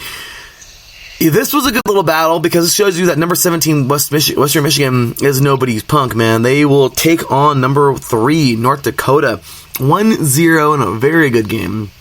And number 14 Minnesota Duluth will double the score of their opponent 6-3 over number 18 Nebraska Omaha. So that was all this past week. Kind of cool seeing all this come together full circle the next day, because then we have number 19 Wisconsin defeating Michigan State. Michigan State will upset Wisconsin 5-4 in overtime. Okay, number 6 Penn State will retaliate against Michigan 3-1, and then number 7 Ohio State and number 1 Minnesota. Wow, this was, I don't know if that was ruled a tie. I have no idea what happened. But, it was in overtime, so I don't know not necessarily who they gave the win to there. I don't know if there's penalty shootouts or anything, or the shootouts in college hockey. But anyway, so with that said, that was pretty much the craziness from this past week. And we'll get into the rankings. So before we get to the rankings, Taryn, what's you going to drop on us, man? Well, it had something to do with the rankings, so I'm going to let you get to the rankings, and then I'll share this interesting fact. Okay. Well, let's go ahead and do that. As of right now, the rankings of yesterday, courtesy of USCHO.com. We have 20-16. Sacred Heart, Western Michigan, Michigan State, Harvard, and and Arizona State. Then we have from 15-11, Notre Dame, UMass Lowell, Providence, Northwestern, and Minnesota Duluth, which they dropped. Oh, actually, no, they jumped up, as a matter of fact. Where were they at? Where were they at last week? It says 14 here, but anyway, let's see here. Then we have from 10-6, Bowling Green, Massachusetts, Denver, and Penn State and Ohio State. And then we have your current top 5, Boston College, currently at 11-4.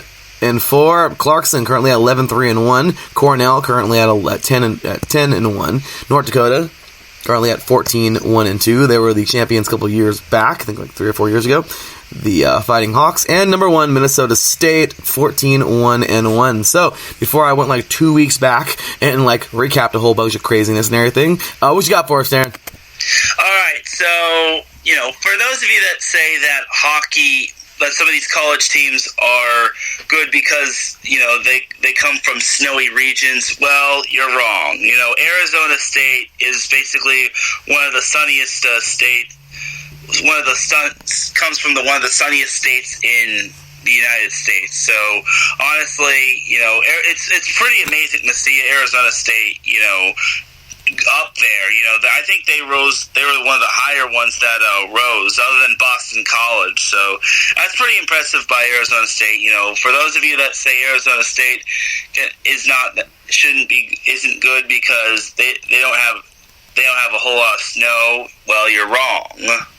Crazy, right? Arizona State, when I saw that too, I was like, dude, seriously, they have a freaking team. But hey, man, they're getting down, and you know what? I love it. I love the fact that we have well, not in the Pac-12 here, because not all the schools. There is no Pac-12 in college hockey. But still, man, I think it is freaking awesome that we have this, we have this, a team from the West representing, man. So yeah, they're getting down over here in hockey. Going on over to the women's top 25, or top 10, that is. We have here from 10-6, Minnesota Duluth, Boston College, Boston University, Princeton, and Clarkson. And current top 5, Ohio State at 10-4-4, Cornell at 11-1-1, Northeastern at 14-2, Minnesota at 15-1-3, and Wisconsin at 18-1-1. And well, if those two go again, it'll be a rematch of last year's national championship, and that seems pretty cool. I would love to see that again. And the Lady Badgers have held their own. They lost to Clarkson, I think, 2 years ago, and ever since then, they have not let up. They won last year. I think they did it again. I can't remember how it went, but I'll tell you what. These ladies are something else.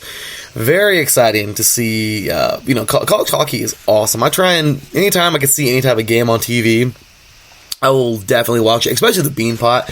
I am such a fan of the Beanpot. Those inner city or the schools in Boston. So cool. It's in February usually, right around there. But I am such a fan of the Beanpot. I really, really enjoy that tournament, and I think it is absolutely awesome. So anyway, with that said, let's go ahead and jump on into a little bit of last week. A little recap here. We have, look at this, number 7, Clarkson, defeating Rensselaer 5-1. My gosh, talk about a crazy victory there. Then we get into, I don't know who is I don't know if it's a tie. Dartmouth and Brown, 2-2, went to overtime, but it was a tie there, apparently. Then we have a rivalry here. Number 9, Boston University, defeating number 8, Boston College. Talk about quite the victory there. Number 10, Minnesota Duluth number 1, Wisconsin will defeat number 10, Minnesota Duluth, but those Lady Bulldogs of Minnesota Duluth literally gave everything they could, 4-3. Talk about a game there. Moving on into the next day, see how these next day matchups went.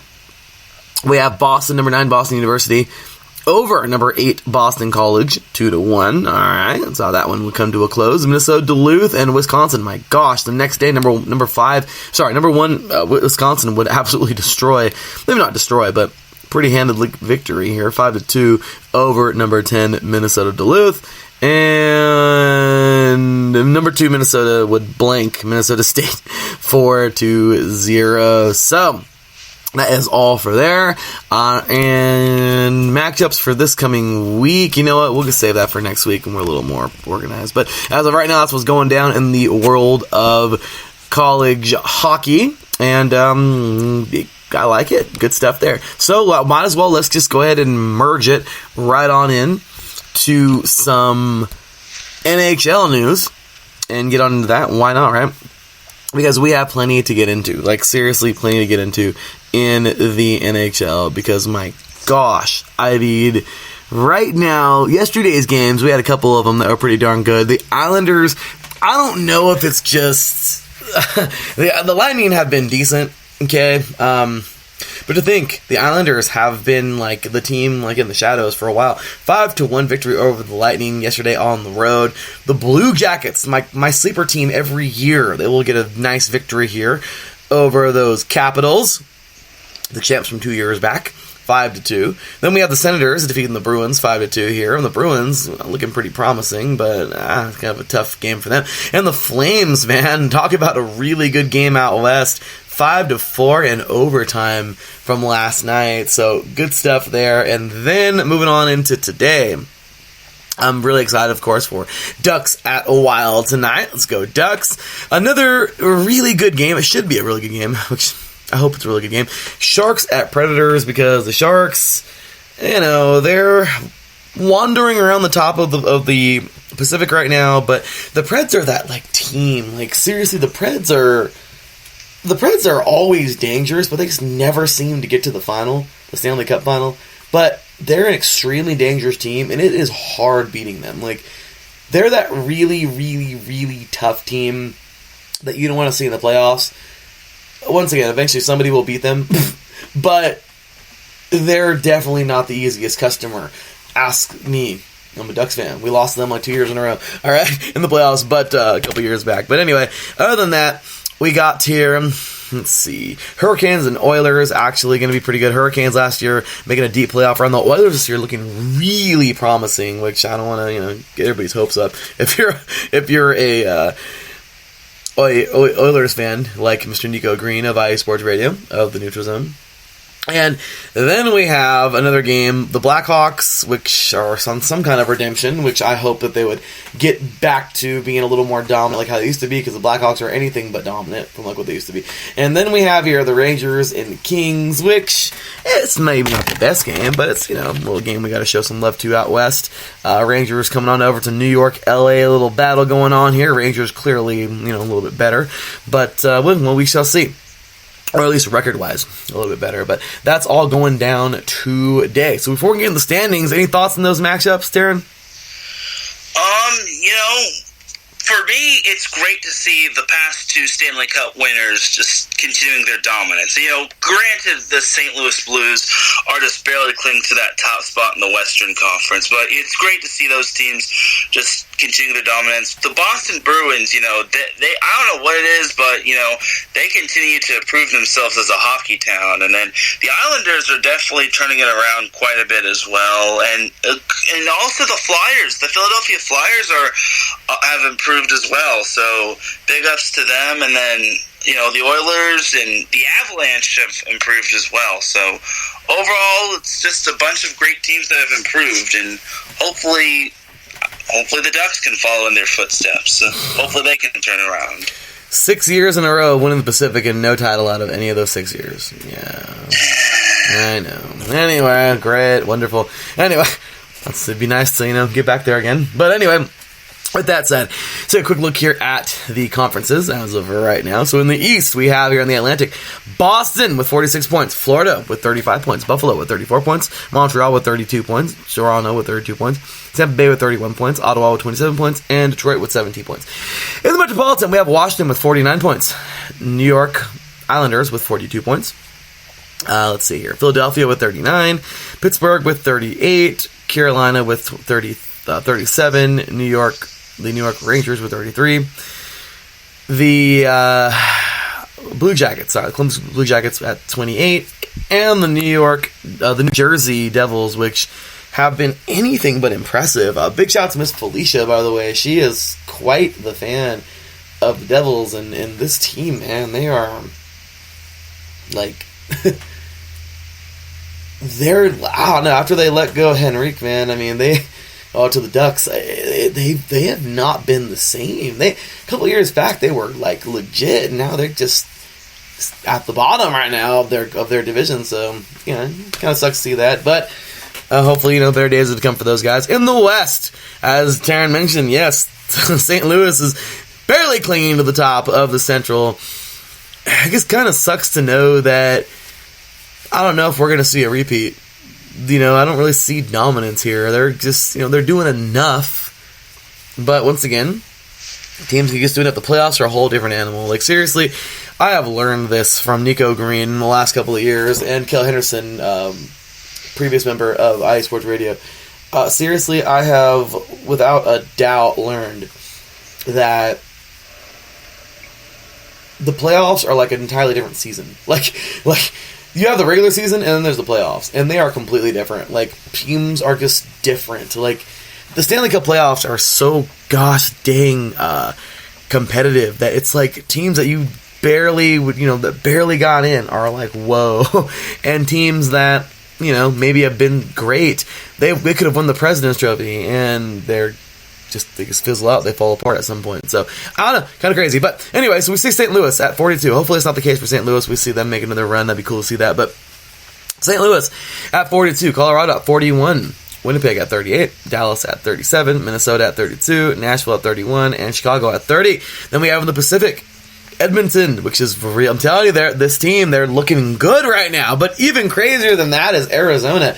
Talk about a team. The Coyotes have been anything but impressive in the last couple of years. And here they are tied. Well, not tied, but they're right there. Actually, my gosh.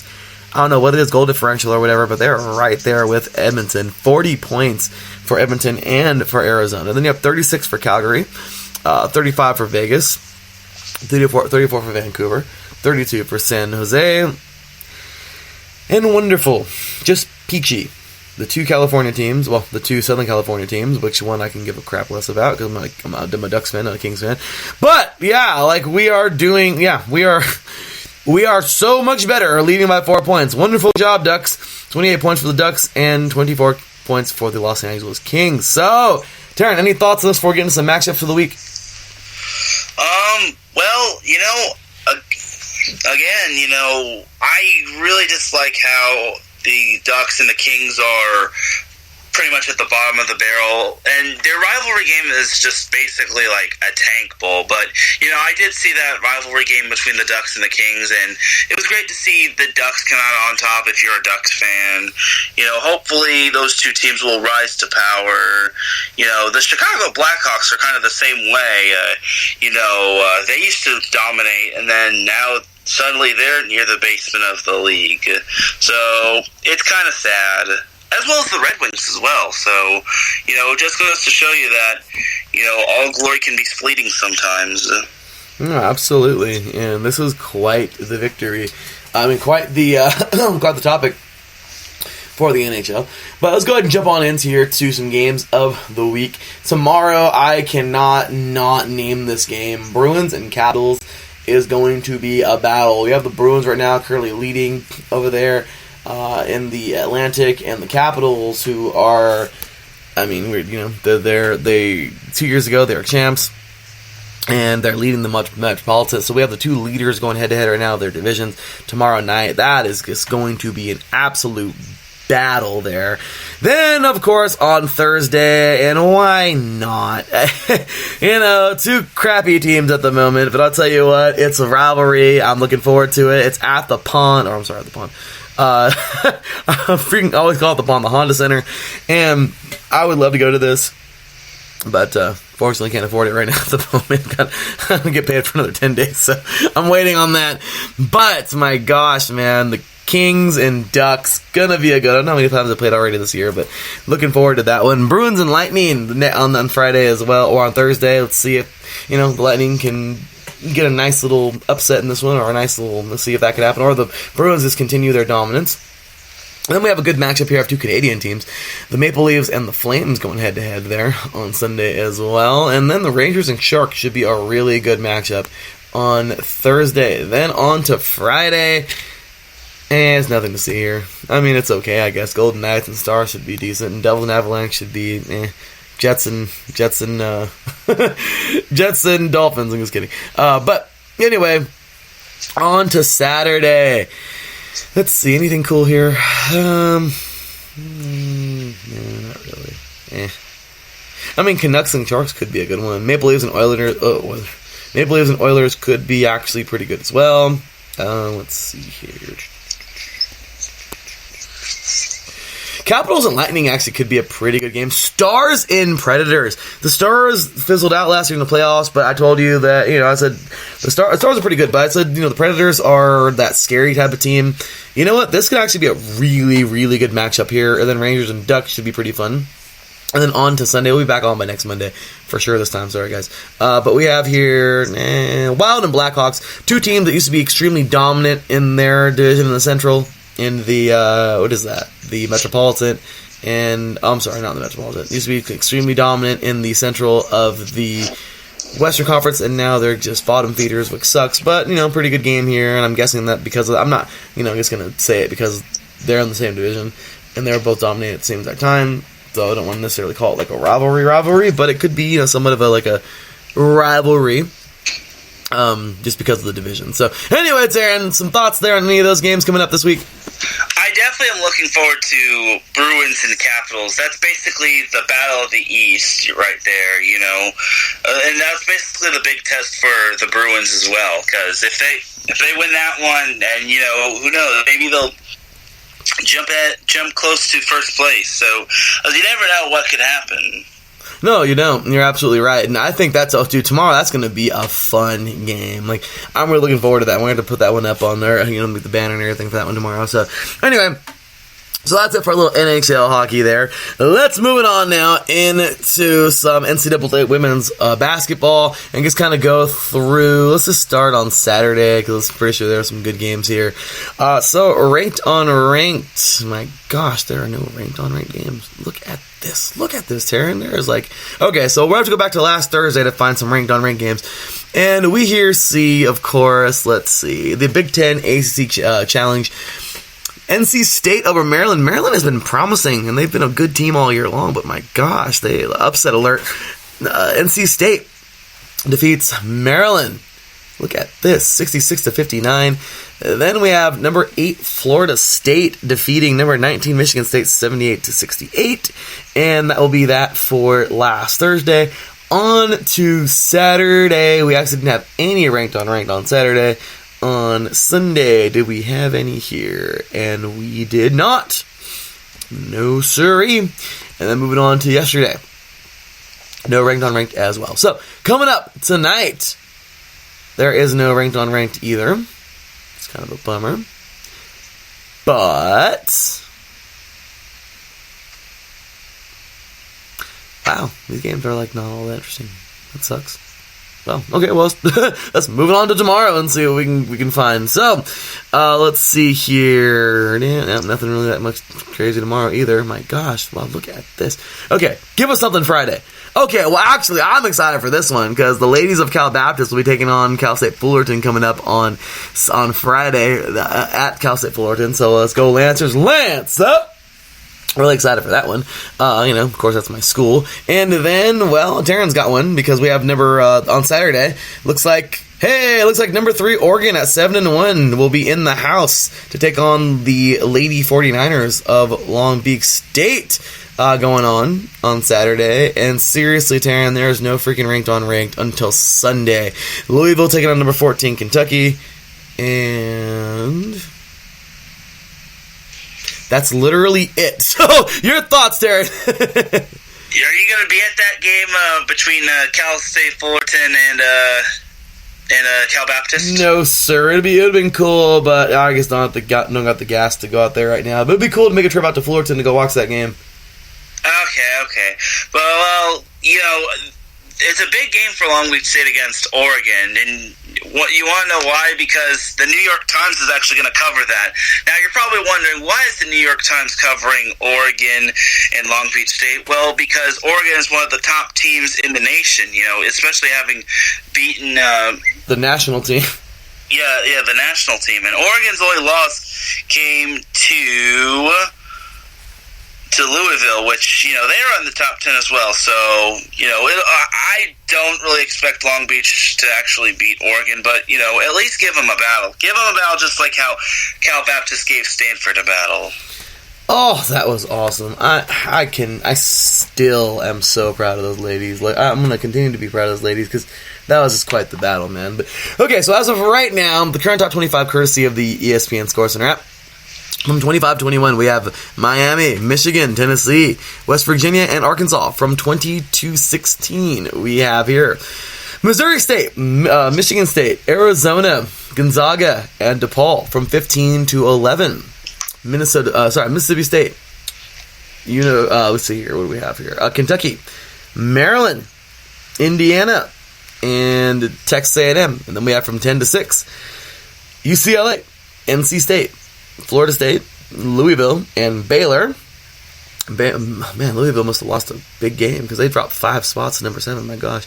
Then Baylor moves up 1 to number 6. And then in the current top 5, we have South Carolina moving up 1 to number 5. Oregon State moving up 1 to number 4. Oregon stays at 3. Connecticut, of course, UConn moves up 2 spots to number 2, and Stanford remains at number 1. So, before I move on to some men's basketball, any comments there, Darren?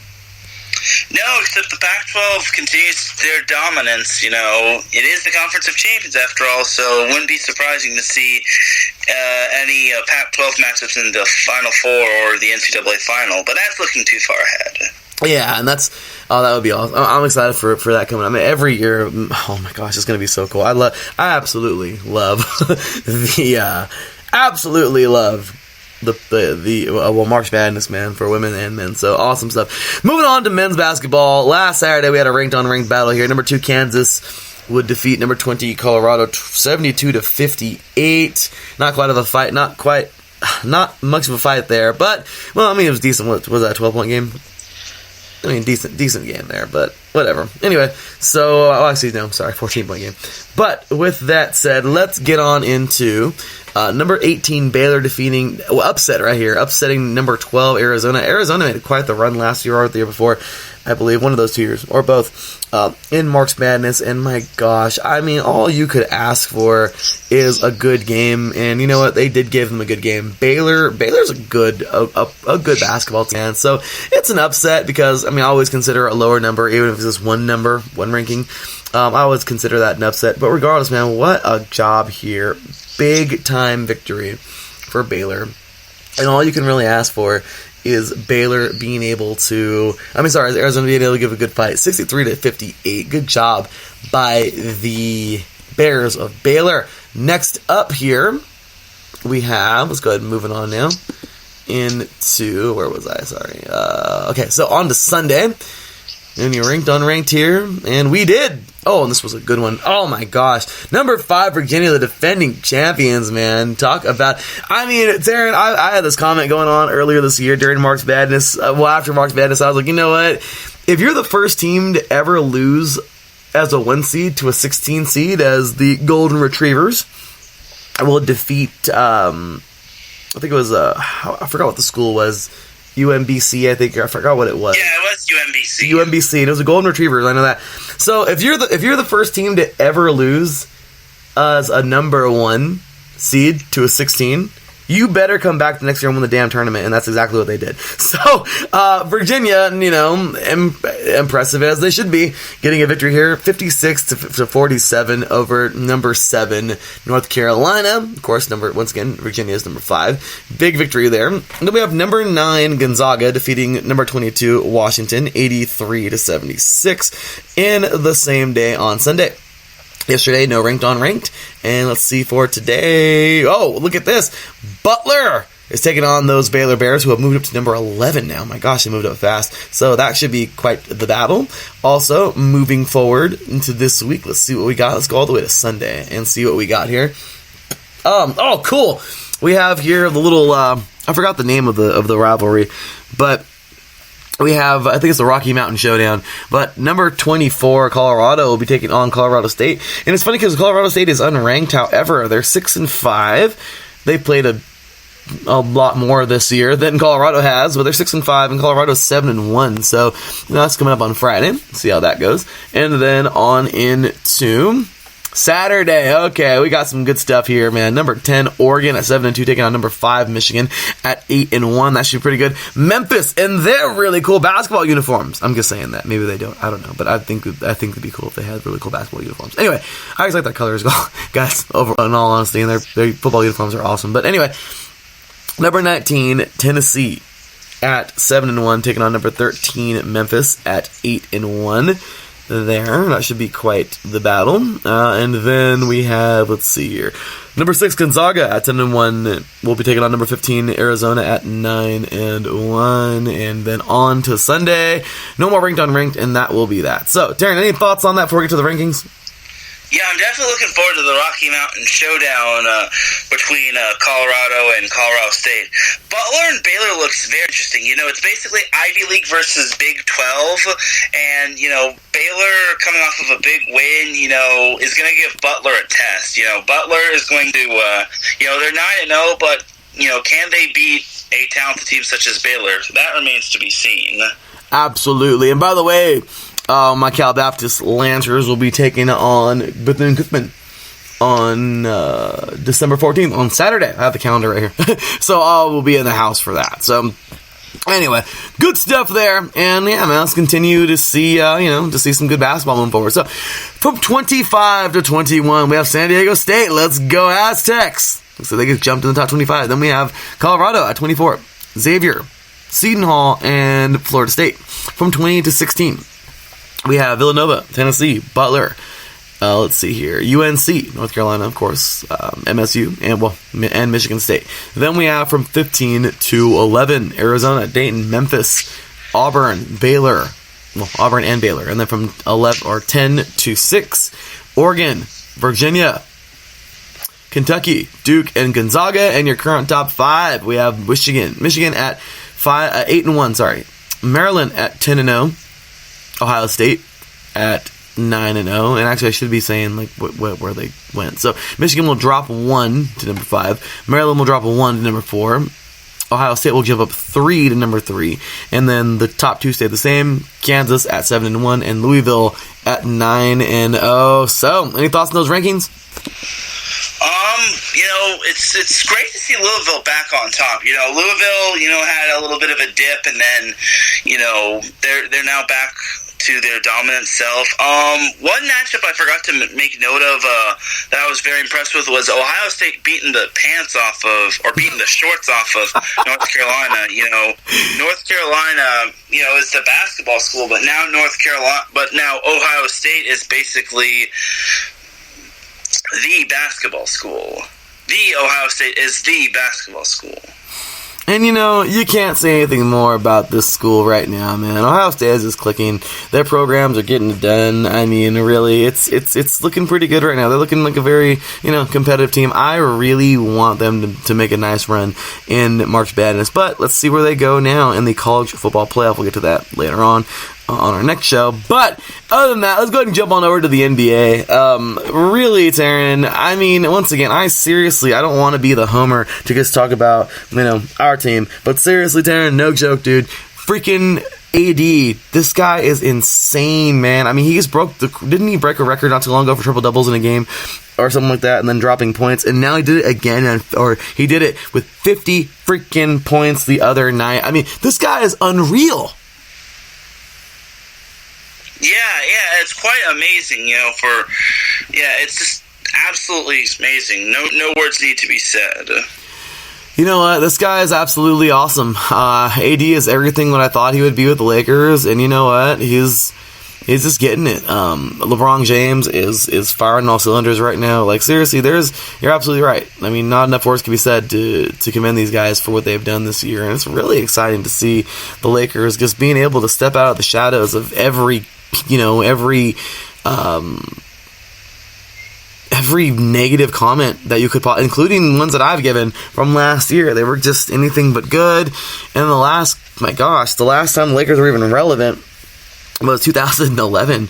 After their championship in 2010, and then just continued to fall. And I mean, right now, Dwight Howard making a second trip to LA. I mean, seriously, like, this team has really caught fire, and it's exciting. Defeating the Timberwolves on Sunday, 42 to 125, and just talking about a great victory there. But anyway, so this past week, we'll just go back to Saturday. I don't go too far back here. So overall, we have here. You can't ask. Oh my gosh, what a beatdown! The 76ers 141.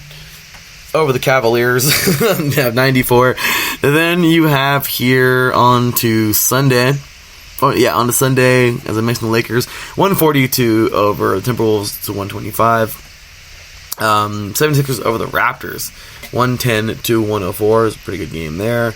And nothing really here, nothing that big. All right, on to yesterday, of course. We will talk about, oh my gosh, the Raptors barely pulling off one over the Bulls. It sucks, man. Now that Kawhi's gone, the Raptors are basically mediocre again. 93 to 92. I mean, they're not that mediocre, but they're definitely not the Warriors have definitely fallen from grace. Got the Grizzlies beating these guys now 110 to 102. So sucks. I think Thompson and Curry are out, but I know for sure Curry is out. So Cavaliers, the Celtics just delivering one on the Cavaliers, man, 110 to 88. And then coming up today, this should be a really good game. The Nuggets are like the 76ers of the West. I mean, they're there, but they haven't necessarily gotten there yet. It'd be nice to see them get there. They're a good, strong, tough team, man. They just have more to build on. I'm talking about the Nuggets. The 76ers are a little bit ahead of them, but I would love to see this one tonight. That should be a pretty good little game there we got going on. Then we have Clippers and Raptors. Should be a pretty good game on Wednesday. NBA Wednesday looks pretty good. We have some good games. Lakers and Magic, which I would hope that we would win that game. But then let's see here. Celtics and Pacers, actually. That should be a fun game. Because Celtics are, rolling, but the Pacers 15-9, Celtics 17-5. So, looks to be a pretty good game, pretty good matchup as well. And then, I hate to say it, but you have kind of the toilet bowl, the the Jets and Dolphins game of the NBA this week. The Knicks and Warriors. Knicks just fired their head coach, which, sucks. I mean, I wish them all the best. But the Warriors are, once again, they have completely fallen from grace. So Knicks and Warriors should be who knows? Kind of a fun game to see. The entertaining game, as Taryn mentioned earlier, like watching two clowns fight, kind of sad. But, And then on to Thursday, 76ers at Celtics. That is like, oh my gosh, I have that one circled. That's going to be quite the battle. On to Friday, Lakers at Heat. That should be another really good game. Moving forward, let's see here. Nothing really here. On to Saturday. Let's see. Thunder at Nuggets. Not really. Thunder aren't really that great. I expect the Nuggets to win that game. And then Clippers and Bulls. I definitely think the Clippers should win that one there. But, we have a Mexico City game, which is going to be pretty cool. I'm excited for this one. I didn't even know they played in Mexico City, but this is going to be cool. The Spurs at 9-14 playing the Suns at 11-12. So that should be a good game on Saturday. And then on to Sunday. Yeah, there's like nothing here on Sunday that's like decent. I guess 76ers and Nets. 76ers at 17-5, Nets at 13-10. Of course, those will move by then. And then Lakers at the Hawks. So anyway, other than that, before we get to the standings, what do you think, Taryn? Any thoughts on any of those games or of those past week? For this week's games, the Clippers, when the Clippers play the Raptors, that's actually going to be Kawhi Leonard's first and only appearance in Toronto. And, I hope that Toronto does give Kawhi a decent homecoming, and hopefully he gets his championship ring. And, he should get his championship ring. But, Kawhi guided the Raptors to their first NBA championship. And I believe that's the only it's the only Raptors championship, and I believe that's only one of the few Canadian pro teams to actually win a championship. So overall, that's a great feature for them. And who knows? Maybe Kawhi can do the same for the Clippers. Kawhi is just a magic man. The do-it-all guy. Fun guy, absolutely, the what to do, baby. I believe he went to Canyon Springs over here on the IE for a little bit, and then I believe he transferred to King. And it's cool because Mr. Jeffrey Gorham, great guy. I got to see him at the Crosstown Showdown a couple weeks ago. He called the game for UCR. Pep Fernandez got to call the game for CBU, but it was really cool to see Jeff, and it's crazy. I didn't even know this. Jeffrey Gorham, now just color commentator for UCR basketball, but he coached a long time, and he played, of course, here in the IE. He's been on the show before here, but he's played in the IE. He coached in the IE. And I forgot where he went to college, but he coached that level. He actually coached at San Diego State, and awesome, man. He actually told Coach Fisher, he was telling me that he actually was the one who brought on Kawhi Leonard from the IE over to San Diego State. And wouldn't you know it, man, Kawhi Leonard balls out of San Diego State, and he becomes one of the biggest stars in the NBA. I mean, how cool is that, man? Right here from Southern California.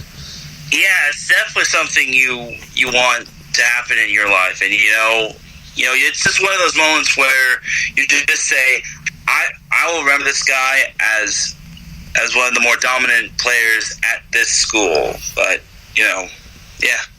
Absolutely great stuff, man. So let's go and move on to the rankings here. The rankings for the current record. So, courtesy of the ESPN Scoring App, where I'm getting all my sources from here, we have, in the East, we have Milwaukee at 21-3, Boston at 17-5, Miami at, this is this conference. Let's go divisional. So, in the Atlantic, we have Boston at 17-5, Philadelphia at 17-7, Toronto at 17-6, Brooklyn at 13-10, and New York at 4-19.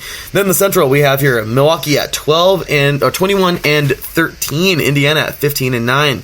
Detroit at 10-14, Chicago at 8-17, and Cleveland at 5-18. And in the Southwest, we have Miami at 17-6, Orlando at 11-12, Charlotte at 9-16, Washington at 7-15, and Atlanta at 6-17. Moving on over to the West, we have in the Northwest, Denver at 14-7, Utah at 13-11, Oklahoma City at 11-12, Minnesota at 10-13, and Portland at 9-15. In the Pacific, we have the Los Angeles Lakers at 21-3. The Los Angeles Clippers at 18-7. Phoenix at 11-12. Sacramento at 10-13. And Golden State at 5-20. And in the Southwest, we have Dallas at 16-7. Houston at 15-8. San Antonio at 9-14, Memphis at 7-16, and New Orleans at 6-18. So that's a current look there, all the standings in the NBA, and that will be that. So with that said, Taryn, let's just shift on over now. We're almost out of here, but quick and dirty, dude. I mean, there's another guy. Speaking of San Diego State, where Kawhi Leonard came out of, dude, there's another dude out of San Diego State who just got one of the most massive deals that you can imagine in the baseball world. Do you know who that guy is, Taryn? Steven Strasburg. That is Steven Strasburg. Taryn, I mean, freaking for real, man. What do you think of this deal for this guy signing back with the Nationals?